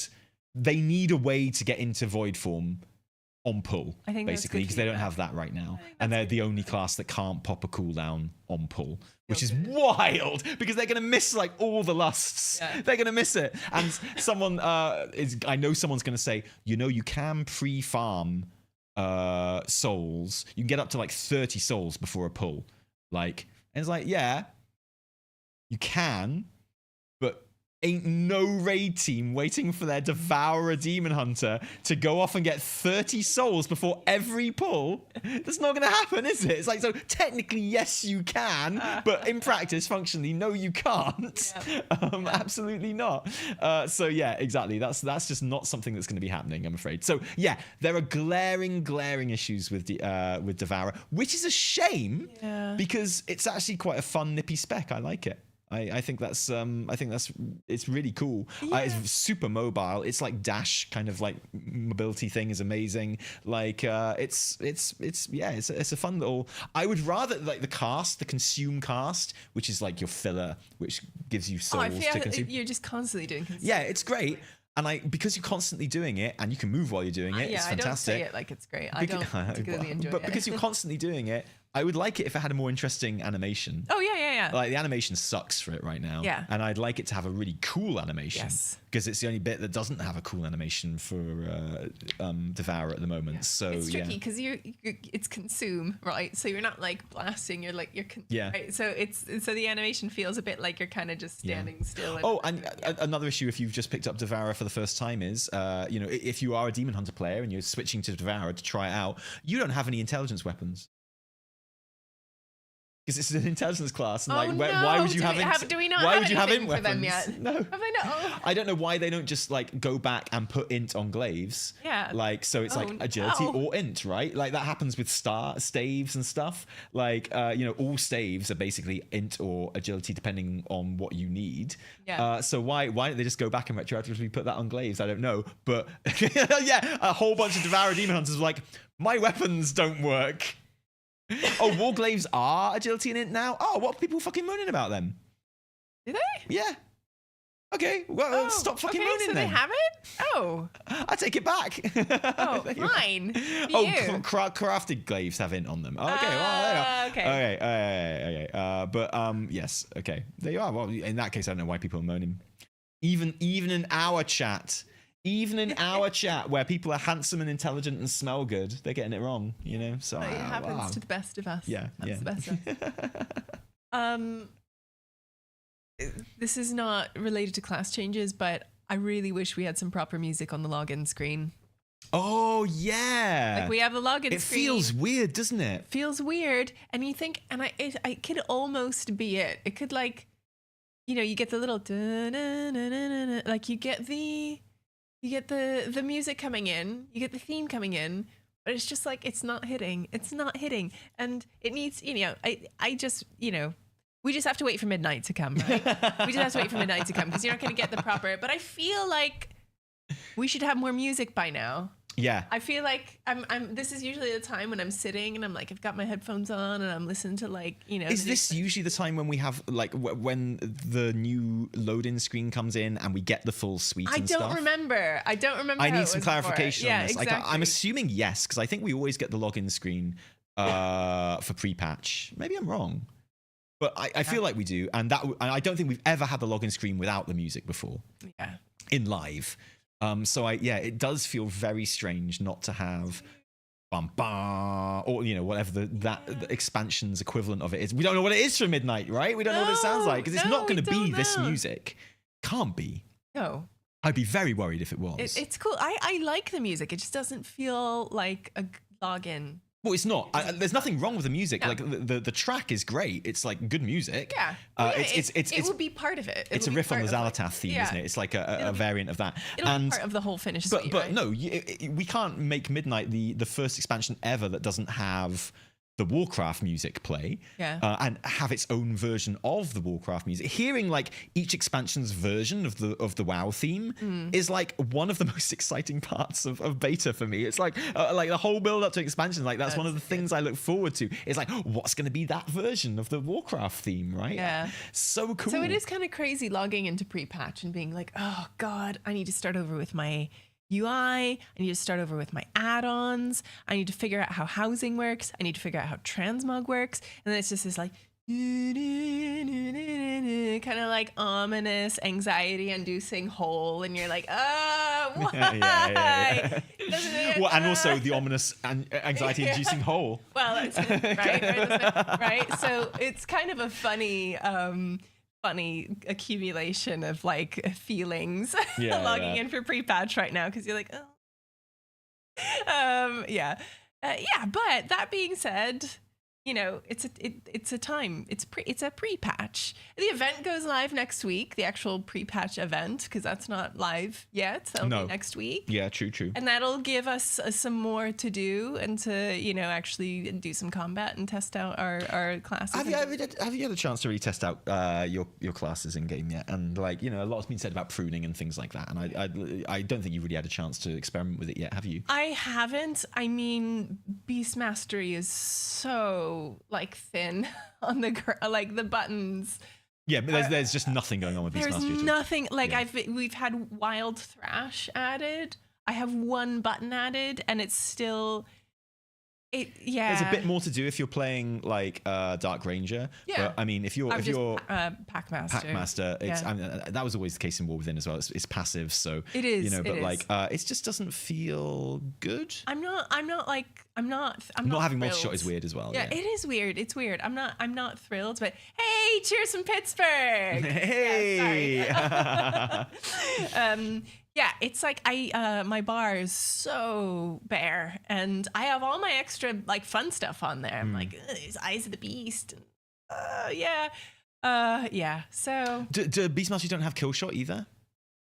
That would be a shame. I don't think you do you? No, that's a real anymore. shame. No, we have kill command. Yeah. No more. To be fair, like even a marksmanship hunter would only really use kill shot if they're playing Dark Ranger, to be honest. But I like marksmanship. I think it feels good. Maybe you'll go back to it. Honestly. I was literally like, I think I might just go marksmanship for this. We'll see. Yeah, it's like I think marksmanship's got a lot good about it once you get the hang of it. They've basically just made aimed shot chaos bolt. Like, so you're like, in that sense, it's just like it's a big cast. They've actually increased the cast time on it, but it feels way more impactful than it did before. So I like it for that reason, and it's got some nice kind of like synergy and interactions going on. So I think it's all right. Yeah. Or go survival for that melee goodness. You're into your melee, or go balance. Here's the thing. I am now more open to alts than ever. Like with warbands, with remixes. Like I never used to be an alt player, really. I was like, I have my time. I'm dedicating it to Evitel, my Night Elf Hunter. It's always been that way. But now, because it's so easy to have alts, it's so easy to level them. It's so easy to make them be cool. It's so easy to catch up with them now. It's and with like warband wide reputations and things, it's really, really easy, and now I have them, and I have a hoard house I need to maintain, right? So maybe this will be the one. The last time I leveled through an expansion not on my main was Dragonflight, because of course I had to do it as a Drakthir. Of course. And then I was like, I can't do this forever. But then I felt bad logging back in on Evitel, being like, I'm so sorry. I neglected you. Now I have all these question marks on my map, which I hate. And anyway, I got over it. So so we'll see. Maybe I'm probably just gonna stick with my hunter just because she's the one. She's the classic. But you know what? Might switch to marksman. Maybe even survival. Maybe this is the year of survival. Maybe you can, they can dual wield now. That's pretty cool. Yeah. Like, you can get your whole Rexar fantasy going on with your twin axes or whatever. It's pretty cool, yeah. Maybe you can level up as Evitel, and then once you've unlocked Haranir, you can race change your druid to Haranir. Year of the Spear. Yeah. Hey, no, I'm not race changing anymore. Okay. I don't play that game anymore. Again, I race changed to Void Elf once, and I was like, I like them, but now I just have a Void Elf mage. So, yeah. I think we should get to our super chats. I think you're right. I think it is that time. Yeah, let's do it. I'm going to pull these up. Thank you to everyone who dropped us super chats today. It is lovely to see you. It is lovely to hear you. Let's get these going. Let's see. Top chats, fan funding. Here it is. First super chat is from Moxin. Thank you, Moxin. Still don't like how the new Elemental Shaman plays with the missing buttons. Many others in the class Discord say the same. Might have to shut it down. That's my favorite reaction. It's like, don't like it anymore. Shut down the entire Discord. Out of all the classes I still haven't got around to testing every single class yet, but I've done all of the range DPS, and I haven't triple done elemental yet. I like to triple test them, test them, go away, come back, test them again, go away, come back, test them again. And I like elemental. I think it's one of the better ones. It's like everything, it's had a lot of consolidation and things like that, but how easy it is just to fire out a whole bunch of like lava bursts on a whole bunch of different targets feels really, really good. But then you get, as someone who tests a lot on beta like me, you get these horrible moments where you find like a way of, and I don't look at the numbers at all, right? So I go on vibes and what feels good, and like, yeah, exactly. So I was all like, wow, man, Frost feels amazing. Frost Mage feels so good, and I love it. It's so great, and I you know, clicked the funnest talents, and I was like, yeah, let's go. And now today, I've just got Wowhead, who've got like anti-fun builds of what they're telling me to do in every scenario, and I'm like, but what about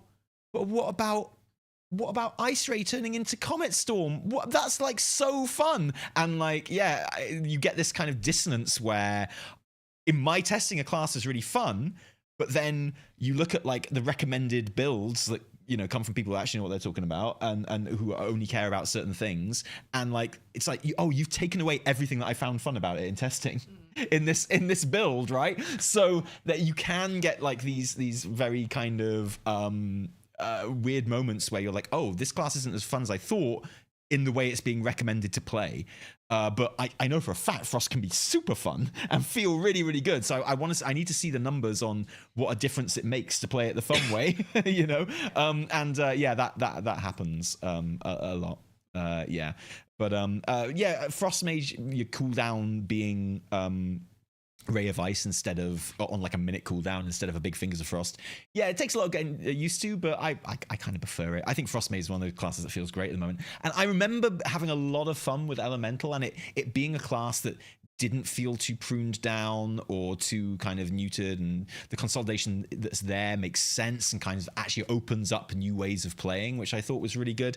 So yeah, I'm interested to hear from people that main it for sure. Yeah. Definitely some missing buttons.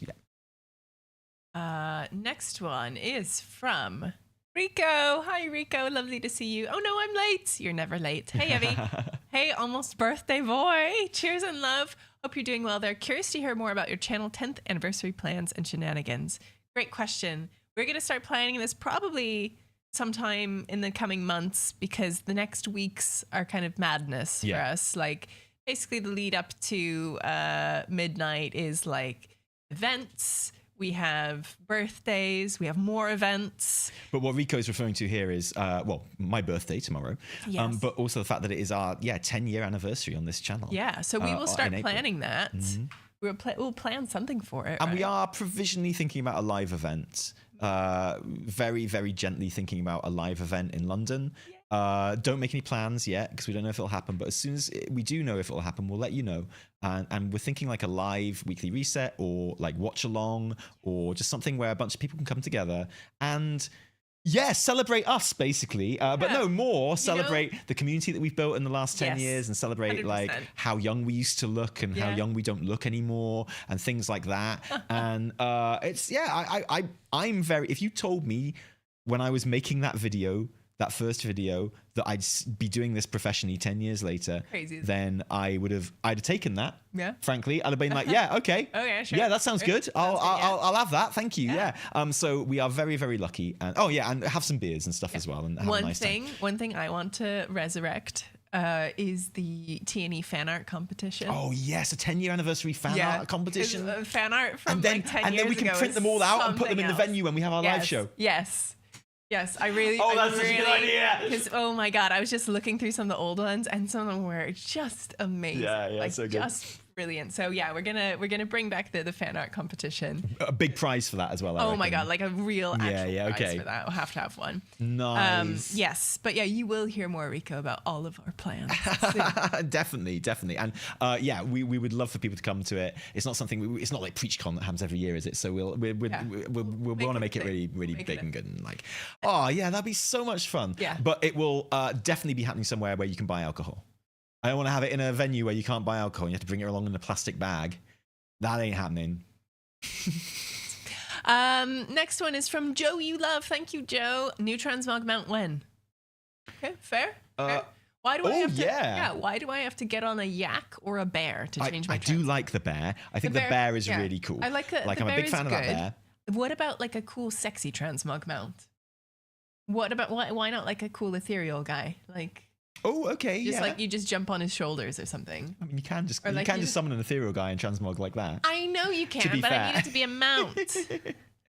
I'm I'm with you, Joe. I would like a new transmog mount. Oh, we will of course have a strict no AI policy on the art competition. Oh, yeah. Goes without saying. Yes, absolutely. Well, yeah. We'll iron out the details, but yeah, and honestly, and I say this from previous experience of art competitions for this channel, like if you're rubbish at drawing, we even more want you to enter. Please. Like those are the best ones. Just like if you consider we don't want that faultless AI sheen. We want your shit drawings. Yeah. The shitter the better. Yeah. They're so great. So if anything comes in looking super polished, I'm gonna be like, I see you. So suspicious. Yeah, so exactly. Sus, yeah. Right. So next super chat is from Darius. Thank you, Darius. Just wanted to say hello. So. Hello. Oh, hello. Hi, hello there. Hello to you too. Thank you for the super chat. Really appreciate you. Lovely. Next one, I sell cabbages. Lovely to see you.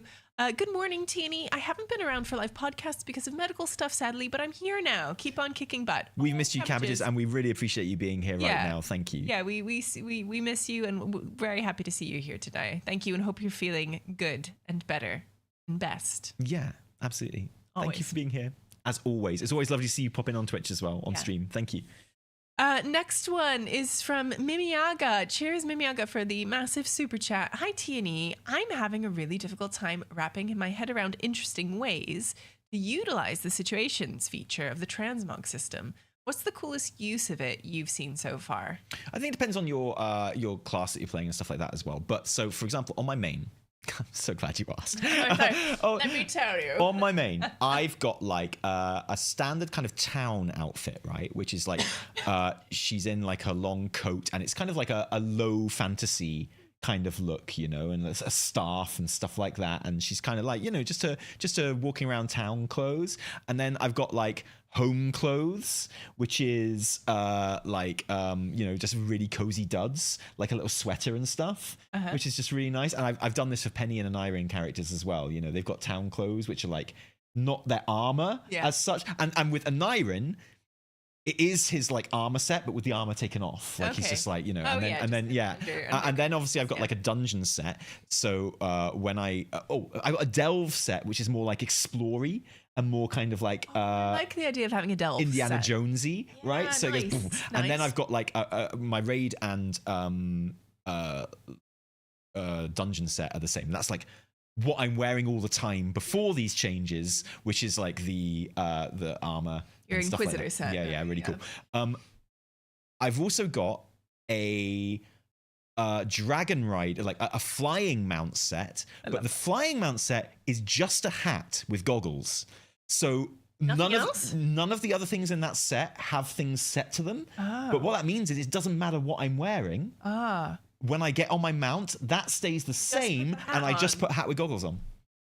And I love that. It's just really cool. So like it doesn't really switch good. into a whole different set. If I'm wearing my dungeon set and I get on my flying mount, just a hat with goggles. If I'm wearing my town set and I get on the flying mount, just hat with goggles. Pretty cool, right? Really good. And I've got a swimming set. So when I jump in the water and I start swimming, I get into my diving costume. Love it. But again, you could do it so only the hat swapped. Yeah. And it just put like a mask on you or something or something like that, and different boots. Or it could just change your weapon to like a harpoon or something when you're underwater, which would be really cool. Yeah, really nice. I also like the idea of, you know, like walking into your neighborhood and say you are a 24/7 armor wearer, and like, but just when you walk into your neighborhood, you take your helm off. Yeah. Right? You can see your hair, right? Yeah. Like just something like that. You know, you can play it cool like that too. There's so many. I'm also probably going to play with the idea of talent loadouts, changing my dungeon and raid sets as well. Because, I'm talking about with my priest here. So like Void hero talents and Archon hero talents are quite different thematically, so it would be cool to have like variations in my transmog depending on whether I'm talented into those hero talents or not, right? So more voidy for when I'm playing Void Weaver, and more kind of lighty when I'm playing as Archon, something like that. Because I noticed that when I made my transmog in War Within, and it was, you know, I was playing Void Form all the time, and when I swapped to Archon, when that became the meta, you get that awesome like glowy thing in front of your head, but it just didn't match my headpiece that I had on my transmog. I was like, oh, okay. So there's stuff like that to do as well. And yeah, I would like to see more options in there even. But then there are other things where it's just nice to have some things where I'm going to have to change them manually, and they won't be automatic situations that I'm going to have on my bars. Stuff like like a summer outfit. So if I find myself in a beach environment, I can swap to like a beach, like, you know, if I'm in the Voldoon in the desert or something, switch to like t-shirt and cap or whatever. But if I'm in a snowy environment, like switch to like my snowy duds and things like that. They should have like day and night cycle outfits as well. Yes, they definitely should. And weather outfits. I think weather is the big one that people want. It's like, I would like my rain mac to appear when it's raining in my neighborhood at least, or in towns and stuff like that. So obviously it's a godsend to have like I know you always have different transmogs for different specs and stuff like that, but this just makes it so much easier. So now it's easier to have one for my frost mage and my fire mage and my arcane mage and things like that. So yeah, it's like there's just so many things that you can do there, which is good. I think talent loadouts is a really big one that people are sleeping on at the moment. I think as competitive season kind of kicks in, that'll become more of a thing. Yeah, great question. Thank you so much for the super chat for that one. Dwarfdergs, thank you for the super chat. Devourer bad, buggy, level from 10 awful. Yeah. Fair. It's like it's been designed with endgame. It's like been designed as an endgame class, and then I just don't think the separation of the talents and the abilities and stuff and the way they're introduced, it's just not great there. But when it's all firing at level 90, you'll be pleased to know. Feels pretty good. Like, your max level, you're gonna feel great, but maybe level up it. Next one is up from Ham Dude. Thank you. Previously, I super chatted that the key to catching you live was taking a vacation to Japan. Now I'm back home and redacted, and imagine my surprise. Continued on to the next super chat. Oh, I'm going to jump over the next one, then come back to another one from Ham Dude. To catch you live again. Thank you for keeping me company as I struggle with withdrawal from weak auras. The cooldown manager just isn't the same. It isn't the same, absolutely. The same. And, you know, there is that weird thing where it's objectively not as good. Obviously not as good. Like, and it doesn't look as good for my classes of ones that I painstakingly, like, for my rep paladin in particular, painstakingly making these beautiful auras. And my arcane mage as well is another one. These amazing auras that I was so proud of, like little design flourishes in those weak auras that I was so proud of. Like, just good design, right? The equivalent, like my rep weak auras and my arcane weak auras were the equivalent of just like an exquisitely designed Swedish chair or something, you know? And like it's got form and function and it's so elegant. And I was like, yeah, perfect. So I miss the fact that I can't do that anymore. But there's actually something quite freeing about the fact that I can't do that anymore. It's like, I don't have to spend 5 days crafting exquisite weak auras for these. I can just like plug in, and there's something very freeing about that as well. So you know, I'm trying to see the good parts and not think about the bad parts. And and maybe someone will make cool weak auras where I can do that again, and that would be very nice. Maybe add-ons where I can do that again. I haven't even like looked at personal resource display add-ons or anything yet. I haven't even looked at add-ons that can actually change the cooldown manager yet. So who knows what I'll be able to do when I actually do look at that. But yeah, it's quite nice to have like a standardization that I can just plug and play basically on any class really with minimal sort of like changing. Thank you for those, Ham Dude. Next one is from Iconography. Thank you for the super chat. Have we discussed people moving into the neighborhood pirate caves with art vendors and stuff trying to set up? It's neat to see more NPCs moving in. Did hear about that, but I noticed in chat someone correct me that those vendors aren't active yet. No, they're not. So they're there and they're there for a purpose. They're setting up. So good to see. They're like popping up in there. Oh, and other things that have appeared in the neighborhood on patch is if you go into any of the houses, the open NPC houses. Nearly all of them have some item or other that you can interact with and pick up, and then your character will be carrying that around. Yeah. Like, so if you pick up like a ridiculously large American style coffee mug, like a travel mug, you know, you can be doing like you on your commute, like you know, and it's when you're mounted as well. It will disappear if you change your transmog. Oh. So if you've got an automatically changing transmog when you get on your mount, your big coffee cup will disappear. Whereas if you don't change your transmog when you get on your mount, you'll still be holding your coffee cup, and it's excellent. And there's like little martini glasses. There's like a book that you're writing in. So you're wandering around with like a book in your hand, with a quill. It's awesome. I love it. Yeah, like it's so cool. So yeah, everything they add to the neighborhoods, yes, all of this, love this. Thank you. More the merrier. Yeah. Never stop. Never stop.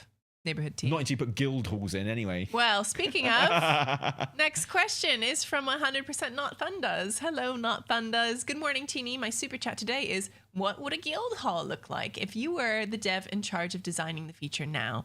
Also, happy birthday month to Tally. This man deserves everything that makes him happy. True. Correct. I keep saying that, don't I? True. You don't have to. I know it's true. It's like the kids are in bed, we're settling down on the sofa, and I'm like, Evie. It is my birthday month. I deserve everything that makes me happy. What would make me happy right now? Yes, you can have the last piece of popcorn. Yes, you can. It's yours. Thanks. Yeah. Yes. Right. Okay, so yeah, if we had to design a guild hall, what would it look like? I mean, yeah, this is an interesting one because the shape of my face, honestly. But what we said before, it's like people are already kind of ad hocking guild halls. They're, people are like, hey, my house is where the guild hangs out, right? Like, so I think if I designed a guild hall, well, yeah, it needs its own spot in the neighborhood. Maybe it's one of those kind of communal looking spaces that aren't actually like enterable or usable. Maybe that will turn into one of those. Maybe that can be the guild hall. I want it to be a place where like there will be raid portals. Like portals out to raids and stuff. And presumably that's because then the raid team could all gather in there. Exactly. You get your pep talk. Yeah. Farah comes in and gives you a pep talk. Maybe like Jim. Got to be a lot of chairs to sit on. Yeah, maybe like Jim jumps in. Like, it goes down our feet for that. Yeah. You get a pep talk before raid. People hang out for a little bit. They like, and if anything, it's actually a really good way of getting people to log on beforehand and like be where they need to be. Because people could just go there and like chit chat, and you'd be on voice comms. Yeah, like true, everyone would actually be there. There would be incentive to coming to raid on time. So with that in mind, and just like working off of that, because I agree that's what you want. You want as many. So I guess like you wouldn't design it as such. It would be something like the Arcantina.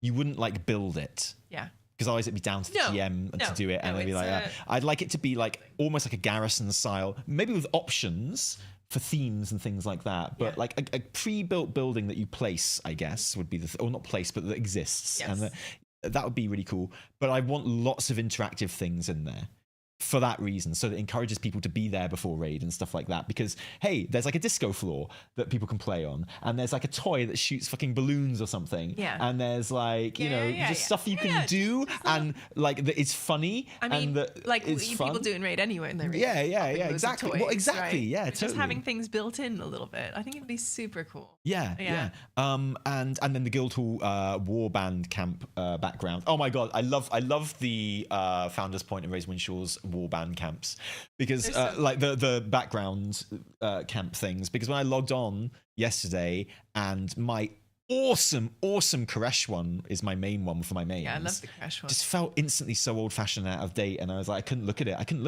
bear to look at it. And like just swapping to Founders Point made me feel so happy. I was like, oh, that's great.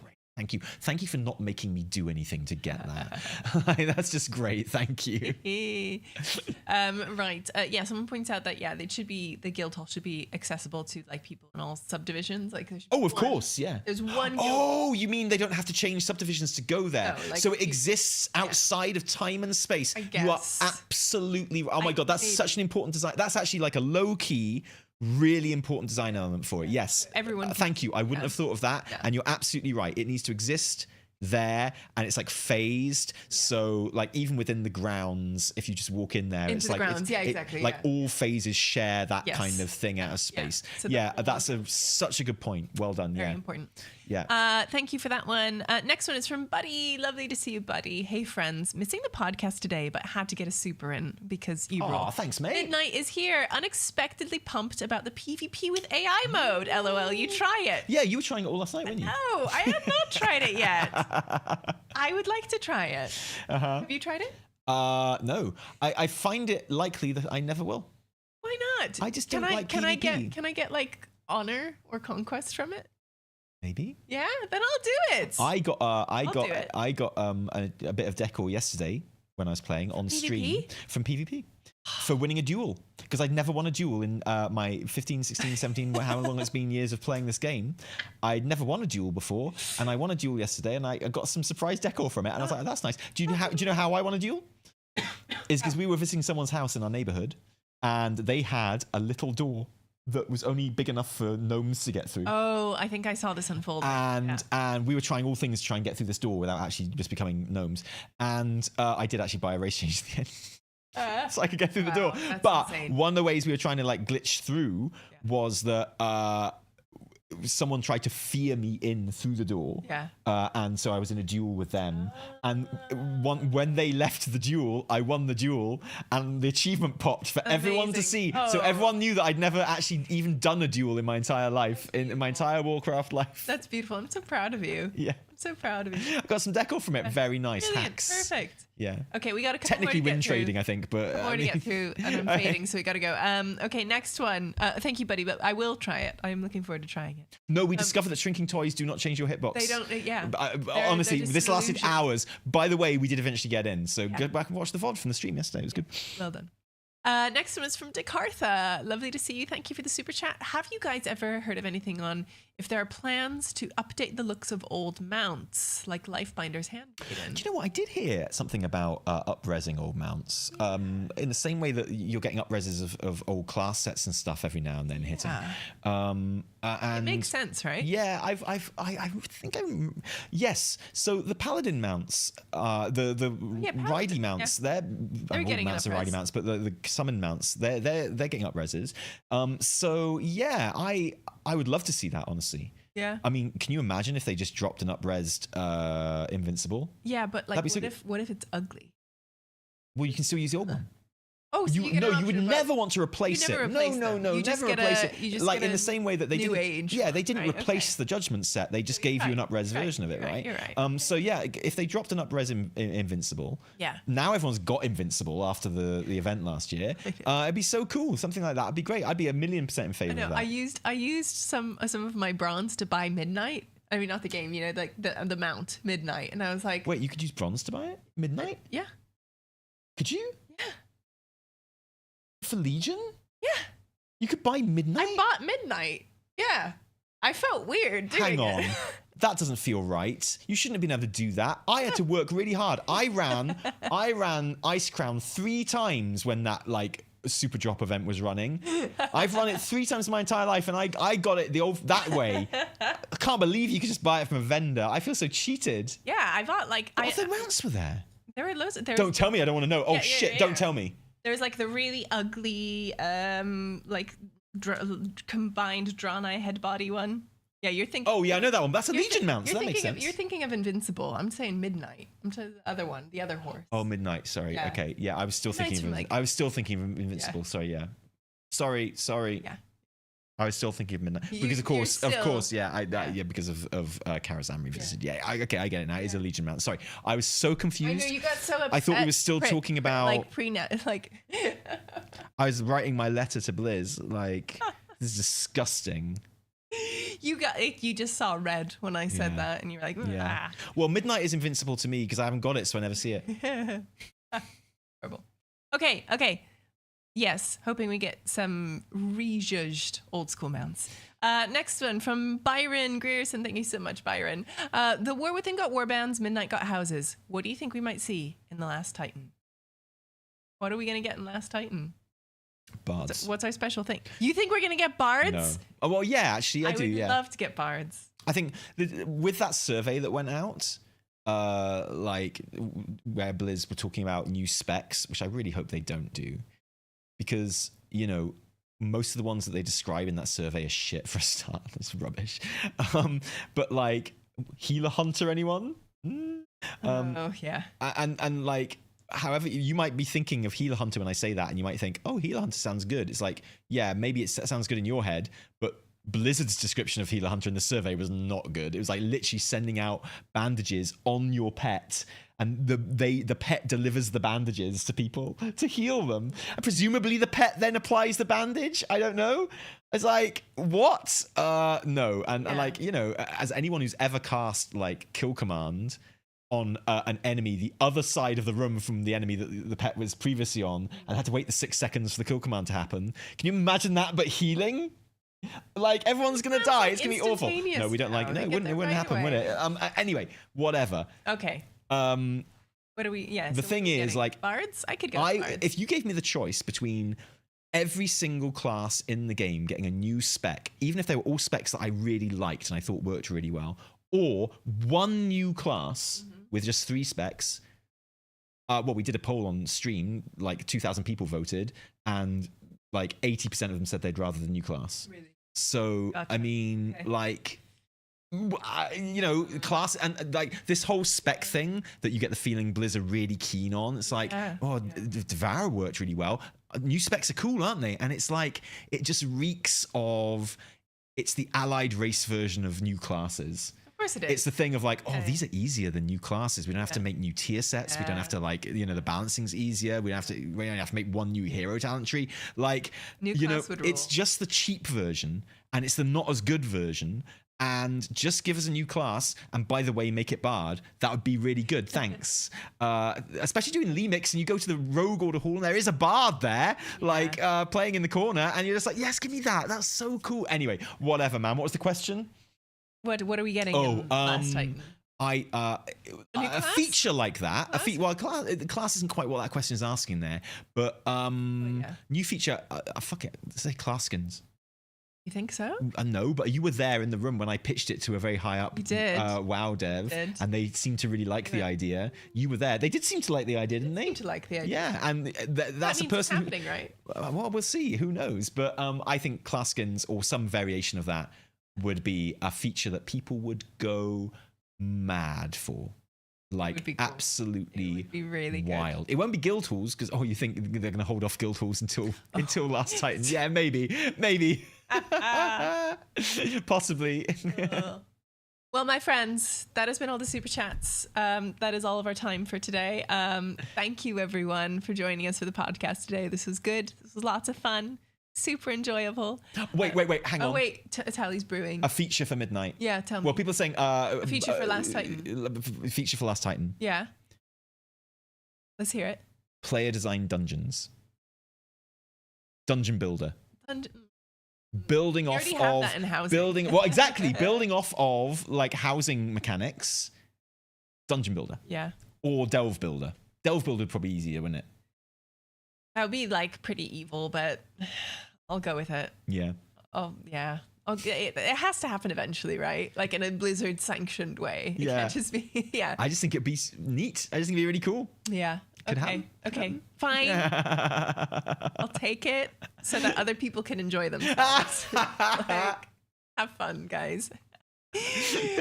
On that note, thank you guys for tuning in today. Thank you to everyone who super chatted. Thank you to everyone who just listened, lurked, both on YouTube and on Twitch. We see you guys. Thank you to everyone who dropped us a sub on Twitch. We also see you. Sorry, we weren't shouting them out. But we love you and recognize you. And value you. And value you. Congrats to everyone that got your drops on Twitch as well today. Yeah, well done. We'll get this podcast up online shortly. I like to put them up on a Friday now. So, if, doesn't make sense because if you haven't listened to this yet, you won't be listening now. So I don't know why I'm telling you to listen to it on Friday anyway. This has been great. This has been fun. Everyone, please send Tally all of your biggest birthday wishes. Yeah, I don't think I'm gonna have time to stream tomorrow. By sounds of it, you aren't gonna have time to stream tomorrow. So maybe I'll stream tonight. I mean, there's maybe a small possibility you could maybe squeeze in a little bit in the afternoon. That's my plan. It's my birthday after all. But I'm ching. But really? Yeah. That's just. So everyone send Tally your birthday wishes not now, tomorrow. Maybe I'll stream tomorrow. Who knows? Yeah, let's see. Yeah, we'll see. But thanks guys. It's been good. It's been great, and it's such a happy time when a patch launches, despite all our little niggles and mamaking comedy out of things that we might not like. There's no better time, especially because it's our job as well. But there's just no better time as a WoW player, like a time like this. Pre-patch is like such a fun time. The only thing I like better is when an actual expansion launches, and it's just great. It's just like fun discovering new stuff and getting used to new things, and like the promise of a new expansion just over the horizon. It's just like a great time, and the community's in a really good place at the moment. The game's in a good place at the moment. It's just a fun time to be involved with WoW. So thank you, and thank you for joining us for it. It's been terrific. We'll see you for the podcast next week. We've got videos coming out all the time covering like sort of midnight shenanigans as always. So join us on YouTube and Twitch as well. From me, Taliesin. And me, Evertel. Until next time, cheerio.